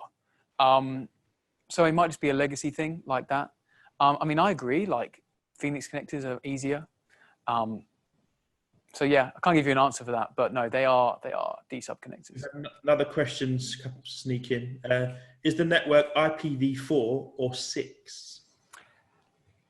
These devices don't support IPv6 right now. So if you put it on an IPv6 only network, I'm not sure if it would work in terms of if you couldn't give it an IPv4 IP address. But you know, if you use it on any network that supports that, and you can give it an IPv4 address, then that will totally work just fine. Perfect. That's all the questions up to date. Yeah, great questions, guys. These are very good. Okay, cool. So we're now going to do the last part of our large-scale system, which is going to be network video encoding and decoding using the new NV series. Now, this is a really exciting product. It's got loads of features to it, loads to unpack here. So I'm just going to very quickly give you the lowdown on this. But essentially, it's network video for corporate AV. That's what it's really designed for. And it's obviously fully integrated with Q-SYS. It's another Q-SYS peripheral, except this opens up a whole world for us in terms of video routing and all the different things we can do in that space. Okay. Now, here's the back of the unit. We're always more interested in the back than the front with these things. Now, this is not just a single input, single output box that can be used as an encoder or a decoder. This has a form factor that's designed to give you loads of functionality, particularly, like I said, in corporate AV. Now, this will go up to 4K 60/444 resolutions, but if you use it at full HD, if you use it at 1080p, which I think is more common, you get more I/O. So at 1080p, this is not one encoder. This is actually 3 encoders. You've got 3 HDMI ports, which means that in encoder mode, you're going to be able to take 3 inputs and separately encode those to the network. And they're all totally distinct. So they can go to different endpoints or the same place or multiple places, all individually. So 3 encoders in the one box. And then if you are using it in decoder mode, you have 2 HDMI outputs. And that's going to mean that you can connect 2 displays, and those can, again, individually decode whatever network stream they want from the network and display it. So it's very, very powerful in that respect. Now, whether it's an encoder or a decoder, it's also a switcher. So for example, those 2 displays, they can select from any network source, but also any local HDMI source.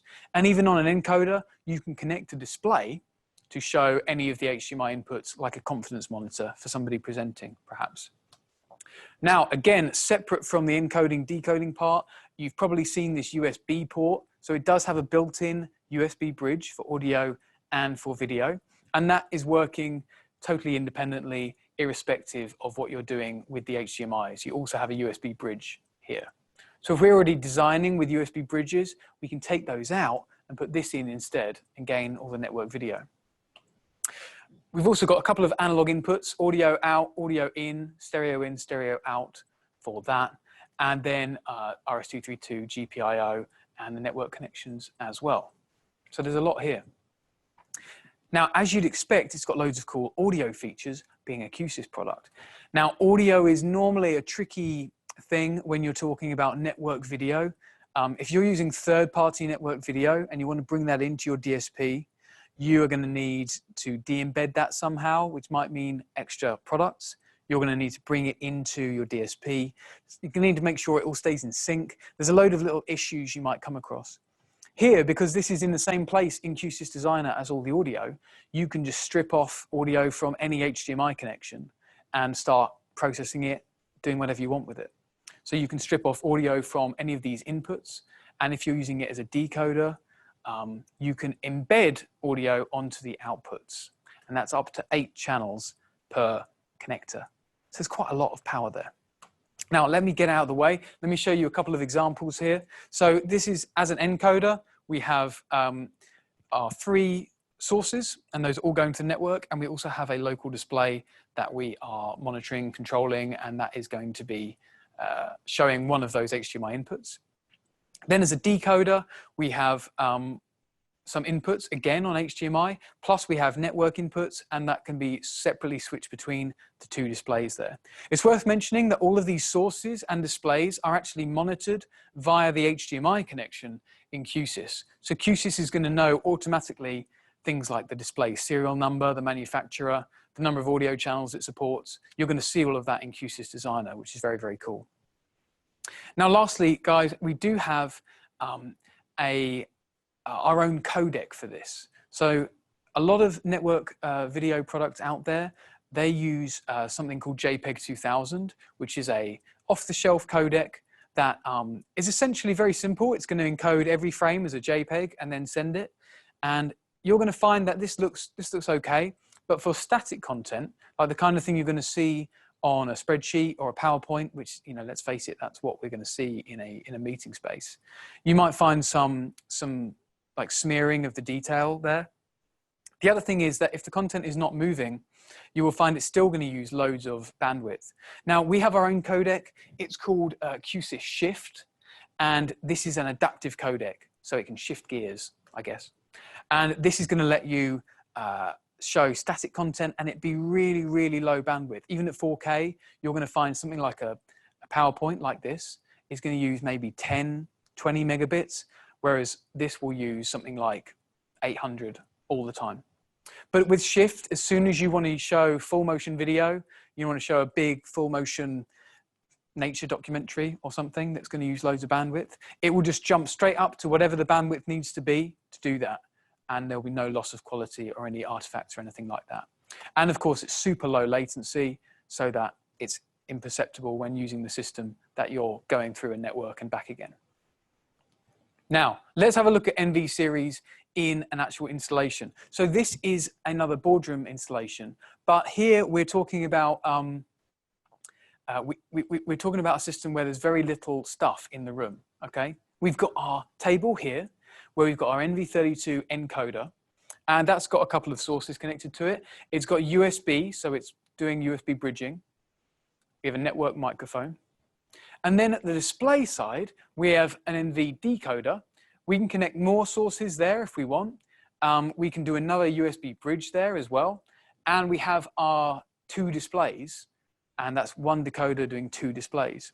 Now we've also got that analog line output. So here we could connect something like a 2-channel SPA amplifier, and that's going to let us then put in loudspeakers without needing to add I/O8 flexes, things like that. Got a couple of cameras, and that can go to any USB bridge, as we've already seen. So we've got loads of stuff in here, all the stuff we've already talked about, with just 2 NVs and a core somewhere else. Now, it's even cooler if we scale it up. So what if we have a 3-way divisible space like this?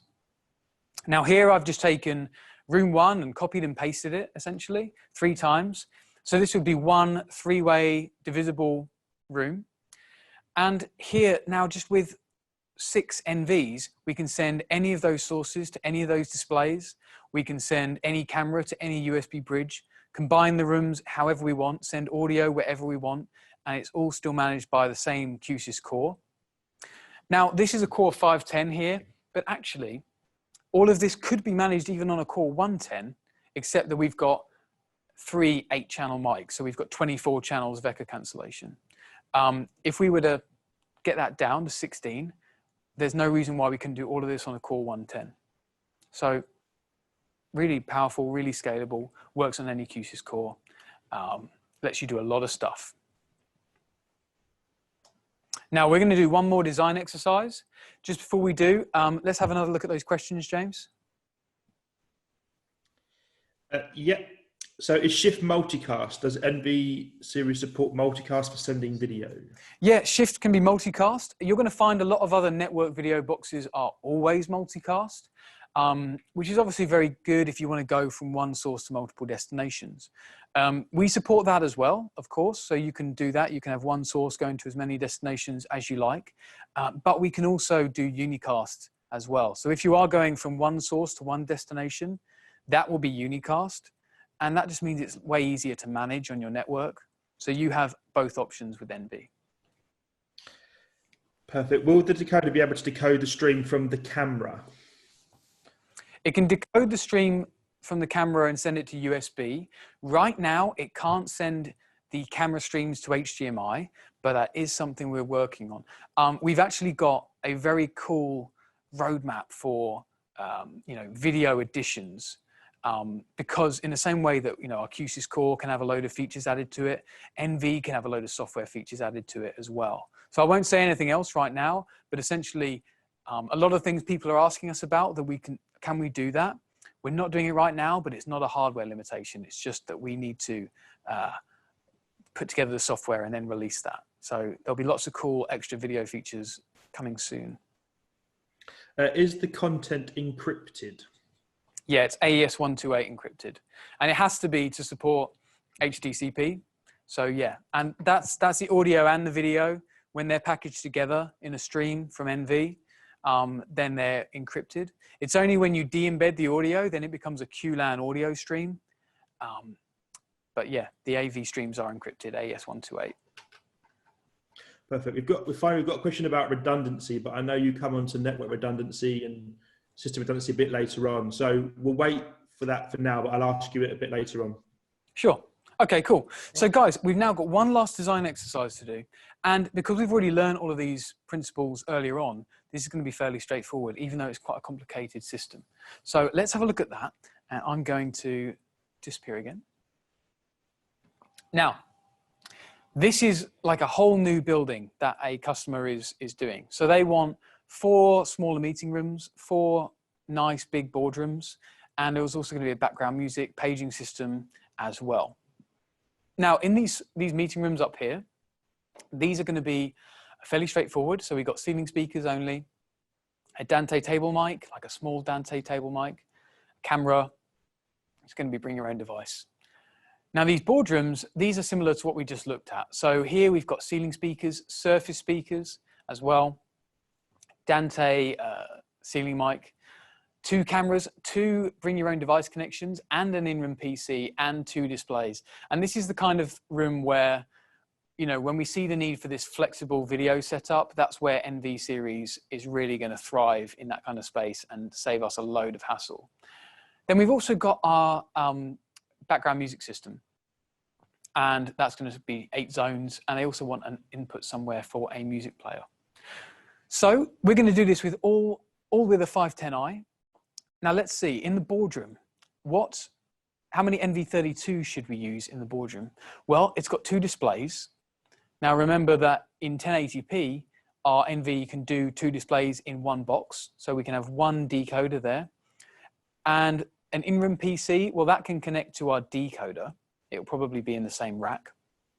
And then a bring your own device setup as well. So that will be going on the encoder, and we can have 3 inputs on the encoder. So we can just have 1 encoder, 1 decoder, and do all of this.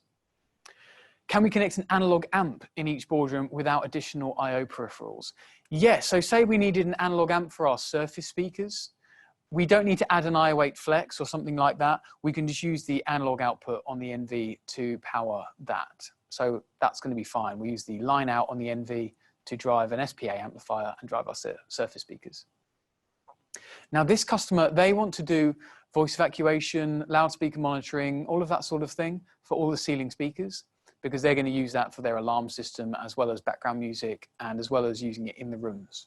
So we're going to use our network amplifiers, use the CXQ for those, for the ceiling speakers. So let's just work out how many we need. We've got 4 meeting rooms. So each of those need 4 ceiling speakers. So that can be 1 channel there, times 4. Same thing in here, 1 channel for those 6 speakers, times 4, and then 8 zones here. So that's going to be 8 zones of ceiling speakers, plus the 8 zones over here. So that's going to be 16 total. So we need 2 8-channel amps. So maybe we'll go with our lower power 8-channel amps, maybe something like the CXQ 4K8, which is 4,000 watts over 8 channels, 500 watts a channel or thereabouts. And then lastly, what input cards do we need for the Core 510? Well, the 510, let's see, we probably want a Dante card. So we've got all these Dante mics. So let's get a Dante card to bring all of those in. We also need an analog input for the music player. We could add that to the 510 as well, but we might be able to use the inputs that are on the amplifiers if they're in a sensible location. So we can use those, and then we don't have to have the input card on the 510.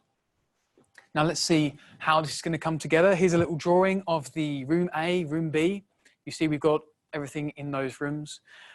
We've actually got 2 Core 510s here. That's not because we need double the power. That is again for redundancy, and we'll talk about that in a sec. And then here is the whole thing all together. So we've got 4 of each room and 8 zones of background music. Cool. Now, yeah, the next section is all about redundancy. So we are going to take a look at these 3 areas here. They're just general topics that we need to know about for any kind of Q-SYS system. So redundancy, networking, feature licensing. So let's very quickly have a look at redundancy. All right. Now, the reason we might want redundancy, like we did in that last project, is if we've got loads of rooms hanging off of one processor, if that processor was to lose power or network for any reason, that could be a bit of an issue. So what we're going to do is we might add another core, and then that's going to be able to work in tandem with the primary core to give more, to give redundancy, essentially. So here's our typical system. We've got a primary core, we've got a network, and then we've got our peripherals. We can add a secondary core, which is then also going to connect to the same network. And what will happen is we deploy our design file. It's going to go to both cores at the same time. Those cores are going to stay in sync with each other. They'll sync control changes, audio files, things like that. And this standby core is going to monitor the primary core all the time. So if that ever goes down, then what will happen is the standby core will take over. It will then tell all of the peripherals that it is now in charge. And now the secondary core is running the whole system. Now that process usually takes like 5 seconds, something like that. It depends on the size of the system, but once that primary goes down, there'll be a tiny bit of downtime for a few seconds, and then the secondary will kick in. Now we've also got our backup network. So the problem is with that last example, if our network goes down, and remember that could just be one switch, then the whole thing still doesn't work. So we could have a backup network as well, and then we can have all our devices connected to that. So most of our peripherals have LAN A, LAN B, the cores have LAN A, LAN B, and then this will be LAN A, this will be LAN B. And now you could lose a core and a network and everything will keep going. Now the thing about redundancy is sometimes someone will say, I want the whole thing to be redundant, and you really could do the whole thing redundant. So you've got to figure out how redundant you want it to be. If you want though, you can have secondary peripherals as well. So here is the whole fully redundant system where we have cores monitoring each other, peripherals monitoring each other, and all of this is going to work over a redundant network as well. So this is what you'd find in a really mission critical system. James, does that answer the question we had on redundancy earlier? Yeah, I believe so. We've got another question about redundancy just quickly. Just presuming that you can have a script or just some sort of email warning when switches switch to backup networks and cores and stuff like that. Yeah, absolutely. So when you go, if you lose a network, you'll see an error in the status block of the core that will say compromised, LAN A is down. You'll also see that on, if you have a core failover, and it will say primary missing or standby missing. So those status messages, those can be monitored locally. They can also be monitored with SNMP, and of course with our new Q-SYS Reflect Enterprise Manager. Now we don't go into detail about Enterprise Manager here, but essentially it's a cloud-based service which all your cores can connect to, and then they can provide information on every single device in their system up to a cloud dashboard, where you can then log in and look at the current status, and you'll get email alerts automatically. If you guys haven't already, do check out our Reflect Enterprise Manager training on the training site. And I should point out that currently Enterprise Manager has an extended free trial. So if you have any Q-SYS systems you want to try that with, now's the time to do it. Go to qsc.com/reflect. Well, while we're talking about Reflect, the question, can you get remote access to core devices? Yeah, so right now, what you would do, and what a lot of people do, if they want to get remote access, they might have a PC on site that they would remote desktop into, and then they connect to the core with that. They might have a VPN, so they could just sit at home, connect to the VPN, and then log into Q-SYS. But as part of Q-SYS Reflect, our cloud-based service, we are actually going to be adding into the professional tier later this year the ability to remote connect with Q-SYS Designer. So I think you'll be able to log into your Reflect account in Designer and then actually connect to any of your systems worldwide through the cloud and make changes. Currently, you can already connect and view Core Manager and see the event log and the inventory and make changes to settings in there, but you can't connect with Designer just yet, but that is coming later on this year. Perfect. And a couple of different questions. What is meant by a core operating in frame mode? And is the cost the same? Yeah, I think the cost is the same, but essentially, if you want, you can run a Core 510 in IO frame mode, and then it stops being a core. It just becomes an IO device that will then slave to another core. So it's just another option. If you want to, if you need loads of cards, but you don't need any processing, you can run the core in frame mode, and you can do that. Cool. A control question. Can we play combined events out of the software? So i.e. video plus audio plus GPO triggering all from a touchscreen? Yeah, you can. So with audio, we have a component in Q-SYS called the timeline, which is actually used in loads of theme parks all around the world to do just that for audio and control. It's essentially like a show controller where you can add in audio events, different tracks, have it all synced to time code, have control events go off, automate control changes, all on a timeline. Now, we don't have a video player in Q-SYS, audio players in the timeline, but it's really easy to control something like a digital signage player. You know, I've seen people use it with bright sign players, other things as well. They all have a control API that's really easy to use. So you could maybe have your time code go into the Q-SYS timeline. It's going to spit out audio and control. And as part of that, you can trigger video playback on those signage players. Or maybe you've got a signage player that will sync to time code, and then you can just feed the audio time code into it. So there's plenty of ways to do that, yes. Cool. Is there a way of Q-SYS transitioning a WAN, i.e. can you overcome the subsequent sync problem? So, what sync problem? Subsequent sync problem. Well, Q-SYS is all layer 3 routable. Which is, James, is that the last question? Because no, there's two more. Okay, well, let me come back to that one and just go to the next one. Okay, so if we're going to use third-party speakers, is it okay to select speakers that have their program power equal to Q-SYS amplifier rated, or should we match the speaker RMS to the amplifier rated power? Yeah, the thing is, yeah, every speaker manufacturer seems to, including us, you know, we all measure it differently. But you'll find most of our amplifiers have a peak power rating and a continuous power rating. So certainly if you look at like the CXQ series, you'll see max power, continuous power. So continuous power, you can match that to RMS on another loudspeaker, and then, yeah, that will work just totally fine. So it does, I can't really give you one blanket answer because it depends on the other manufacturer, but essentially, yeah, RMS power. Program power is normally defined as, like, you know, you might have 1,000 watts of program power, 500 watts RMS power. There's some kind of loose definitions of all of that. So it will depend on the speaker manufacturer you're using. But I think most of our amplifiers are pretty consistent now in the way that we define power. That might not be the case for some of our very old lines, but certainly for CXQ, SPA, things like that. Perfect. And back to that redundancy question from earlier on. Can you have redundant CHQ amps?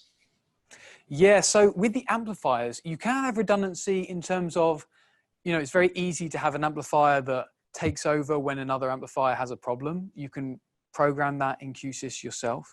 The tricky part is switching the speaker lines. So if you've got a load of speakers connected to an amp and it goes down, you need to move those to another amp, and you need a load of relays to do that, like high voltage relays. We don't currently make anything that's going to do that for you automatically. But we have worked with people who've used just third-party high voltage relays from, you know, anywhere that makes that sort of thing. Controlling those from Q-SYS, controlling those from the amplifiers that are going up and going down. So it has been done, it works really well, but we haven't got like an officially supported Q-SYS method of switching those speaker lines. So again, if you're interested in doing that, do speak to your distributor and they will feed it back up to us. and then we might be able to come up with a solution that works for you on that. Perfect. That's it, apart from the WAN question. Right, which brings me on to QLAN. So, like I said earlier, QLAN encompasses all of this stuff: audio, video, transport, discovery, firmware, clocking, control, all of that. It's all totally layer 3 compatible. So they're standard IEEE protocols on a layer 3 network. So you can route QLAN audio, QLAN clocking, Q-SYS discovery through a WAN, providing your hardware supports that. So your layer 3 switch, if you've got a high-end layer 3 switch, that will have no problem doing this, and you might have to do that on an enterprise network. There's a load of things that you might need to think about when you're doing that, but it's totally possible. It's been done loads of times. Now, if you've got a wide area network where it's not going to be super low latency, we do have components inside of Q-SYS like the media stream transmitter, the WAN transmitter receiver, which don't require clock sync, and they can send audio and you can send control as well. So there are ways around it if you're doing a very wide area network, but the latency will be a bit longer than QLAN audio, which is like, sub-millisecond latency. Now, like I said a bunch of times, it works over a dedicated network or a converged network, but you will want to configure your switches to work as best as you can with QLAN. And this is going to mean quality of service, making sure we're prioritizing QLAN properly, because there are some very time-sensitive protocols in there that need to be forwarded properly. Now, if you don't want to configure switches, or you're not super comfortable configuring a network, we do have our own range of switches as well, the Q-SYS NS series switches, which are designed to have a configuration that works out of the box with all sorts of different AV protocols. Now, these are actually Dell enterprise grade switches, but they run our own custom configuration to enable you to use these like plug and play and have guaranteed performance. Now, the key features of these are, like I said, plug and play solution, ready for anything in the current ecosystem or the future as well. And they support Q-SYS audio, AES-67, Dante, Q-SYS video, control, third-party control, all in the same VLAN, all in the same switch, without you having to do anything other than take it out of the box and turn it on. So this should also reduce any tech support requirements. But the nice thing is, if you do need support with this, it's a fully supported QSC product, which means you can call us for help with your AV network, which you might not find is the case if you're using a off-the-shelf switch by a standard switch manufacturer. They might not be able to be much help with AV networking, where we will. So just so you know, these are an option for your network. We've got the 8-port version, 24-port version, and the 48 as well. Now, just a quick word on bandwidth. Sometimes people ask us, how much bandwidth does all of this stuff use? Well, QLAN normally doesn't use that much. Network audio doesn't use that much. The biggest system, where you've got a core 5200 with 512 inputs, 512 outputs, that is going to be about 850 megabit per second bidirectionally. So that's a lot, but that's the very biggest system you could have. Normally, as a rule of thumb, 16 channels of audio is about 26 megabit per second. Now, just so you guys know, a camera stream from one of our cameras is 30 megabit per second. And as I said earlier, the NV32H is very low bandwidth for static images, like 20 megabit. But for full motion 4K video, it can go up to 750, and you can limit that down as well if you want. Now, if you use Q-SYS Designer, you will know that Q-SYS will tell you the input and output bandwidth of the core for audio as well. Now, the next thing I want to touch on is Q-SYS feature licensing. So you remember we said earlier, we can add loads of features to Q-SYS through software, which we have been doing for years, and we still are. A lot of these are free features, and some of them are paid for optional features. Now, we've got loads of these coming down the line in the pipeline, and we've just released a new one as well. Now, because we've been doing this for a long time, included with every core is the audio player, the paging system, which is super powerful, used all over the place in theme parks and cruise ships, things like that. Obviously AEC, the soft phone, AES-67, video routing, timeline show controller, and other things included with every core. The optional licenses are for the control scripting engine and for UCI deployment and the multi-track player if you need loads of audio playback simultaneously. Now, if you're designing a system and you're not sure if you need any of these licenses, it's very easy, rule of thumb, to figure it out. Essentially, if you need to do control, Q-SYS can do control simply without any additional licenses. It can do one-way control, where maybe you need to turn a TV on, turn a TV off. You can send out a message to that TV, turn on, turn off. You won't get a response, but it will work, and that's included with every core. If you need two-way control, like you want to use it as a proper control system and have conversations with all of these third-party devices, that's when you need the control scripting engine license. And that is going to enable you to have the plugins, block controller, Lua scripting, all of those things get unlocked. And then with UCI deployment, it's essentially one license for any number of UCIs. So if you want to do 1, 50, 100 UCIs to different touch panels, iPads, Windows, HTML5 viewers, whatever it is, that's just a one license. And if you want to upgrade the audio player channels, you can upgrade to up to 128 on a Core 510, then that is a license for that as well. Now, these are licensed per core. So if you have one core managing a big site, it's one relatively inexpensive license to enable this super powerful control system. Whereas if you have loads and loads of cores, just remember that's going to be lots of licenses if they all need to do control and UCI. They never expire, and the scripting and UCI are not required for the Core 5200, for the enterprise core. Those are just included with that. Now, coming out, I think it's just come out actually, is software-based Dante for Q-SYS, for the Core 110F. So we've been working with Ordinate for quite some time to enable proper native Dante on the Core 110 without any additional hardware at all, which is, you know, it's very much our style. We like not having loads of extra hardware and different SKUs for loads of different things if we can do it in software, and that's exactly what we've done. So now out with Q-SYS version 8.3, you can basically have up to 32 channels of Dante on your Core 110F without any additional hardware at all. Now, because we haven't changed the hardware, all existing Core 110s are also compatible with this. So you can take any Core 110 and upgrade it to 8 channels, 16 channels, or 32 channels, and there are 3 licenses for those. Now, any new Core 110 is going to include 8 channels in the price of the core from now on. So if you buy any 110, it's going to come with 8 channels in, 8 channels out of Dante, and you can upgrade that to 16 or 32. So we're very excited about that. Enables loads of extra possibilities with the Core 110 with Dante. Now, I'm just going to touch on one last topic very quickly, and then we're done. Just got the exam to do. Now, the Core 5200, guys.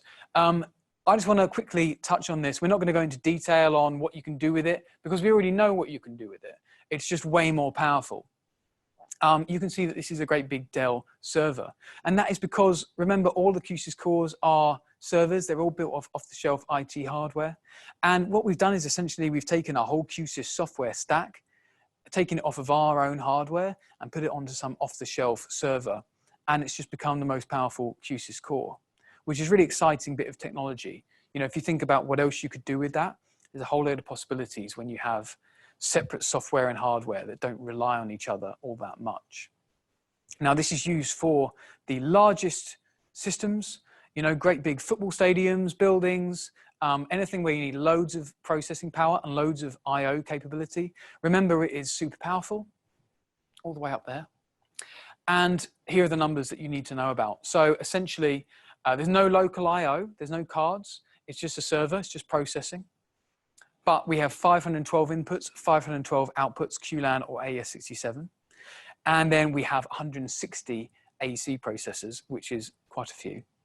And yeah, those are the main differences. Same number of audio player upgradable channels, by the way, as the 510.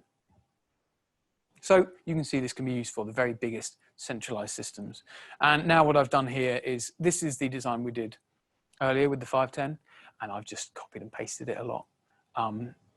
So that's the kind of scale we're talking about with the Core 5200, okay?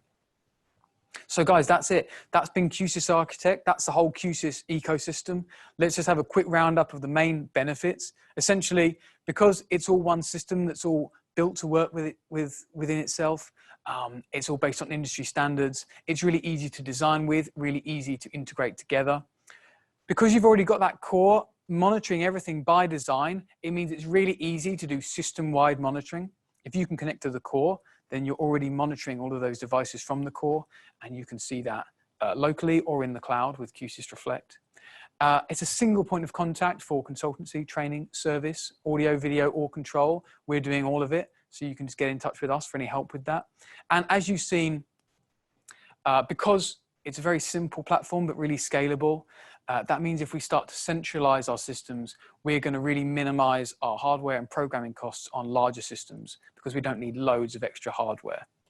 So that's Q-SYS Architect. Well done, guys. You're all super close to getting certified. All you need to do is do your exam. Now, just before we go on to the exam, I'll do one last roundup of questions. James, if you could have a look at those. Yeah, so first of all, we've got a question about the NVs. How many encoder inputs can be used with 4K inputs? With 4K, it's just one. So NV at 4K mode can do one encode or one decode. And then at 1080p, it can do 3 encodes or 2 decodes. Is device discovery using broadcast? Uses multicast. QDP, it's something we've developed, Q-SYS Discovery Protocol. So it's pretty much standard multicast that goes to all the Q-SYS devices and makes them all know about each other. So you do need multicast to work on the network for that.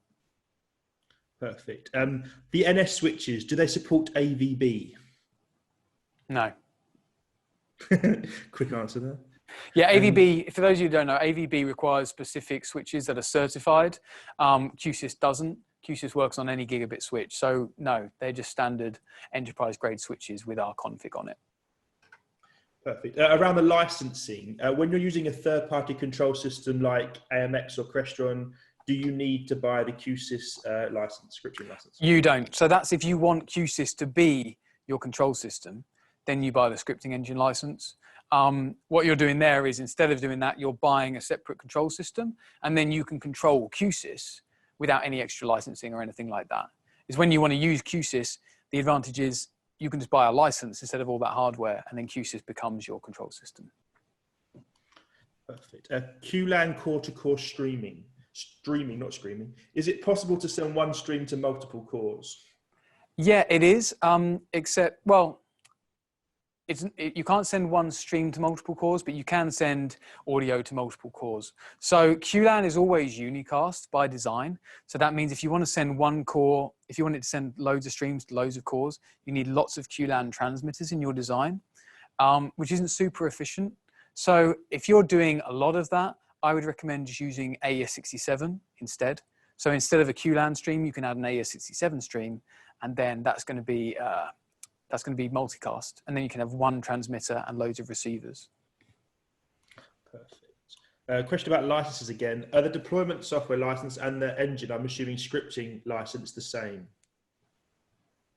No.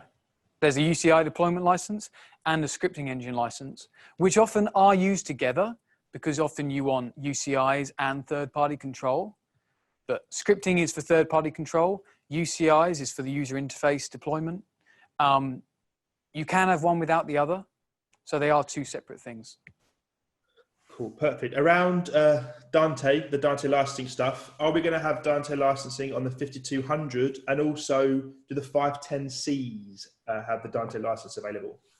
So right now it's just the 110F, but there are plans to do this on the other cores with higher channel counts as well. I can't give you any confirmation about exactly when that's going to happen, but obviously we want to do that as quickly as we can. So yeah, I imagine it will be on the 510C and the 510I and the 5200 in the fullness of time. Perfect. Finally, a question around Designer 8.3. When is it to be released? It will be in a few days, this week. Perfect. And then the last one just says, it's very good and well explained for everything. So there you go. It's a bit of a... Thanks very much. My pleasure. Thanks for attending, everybody.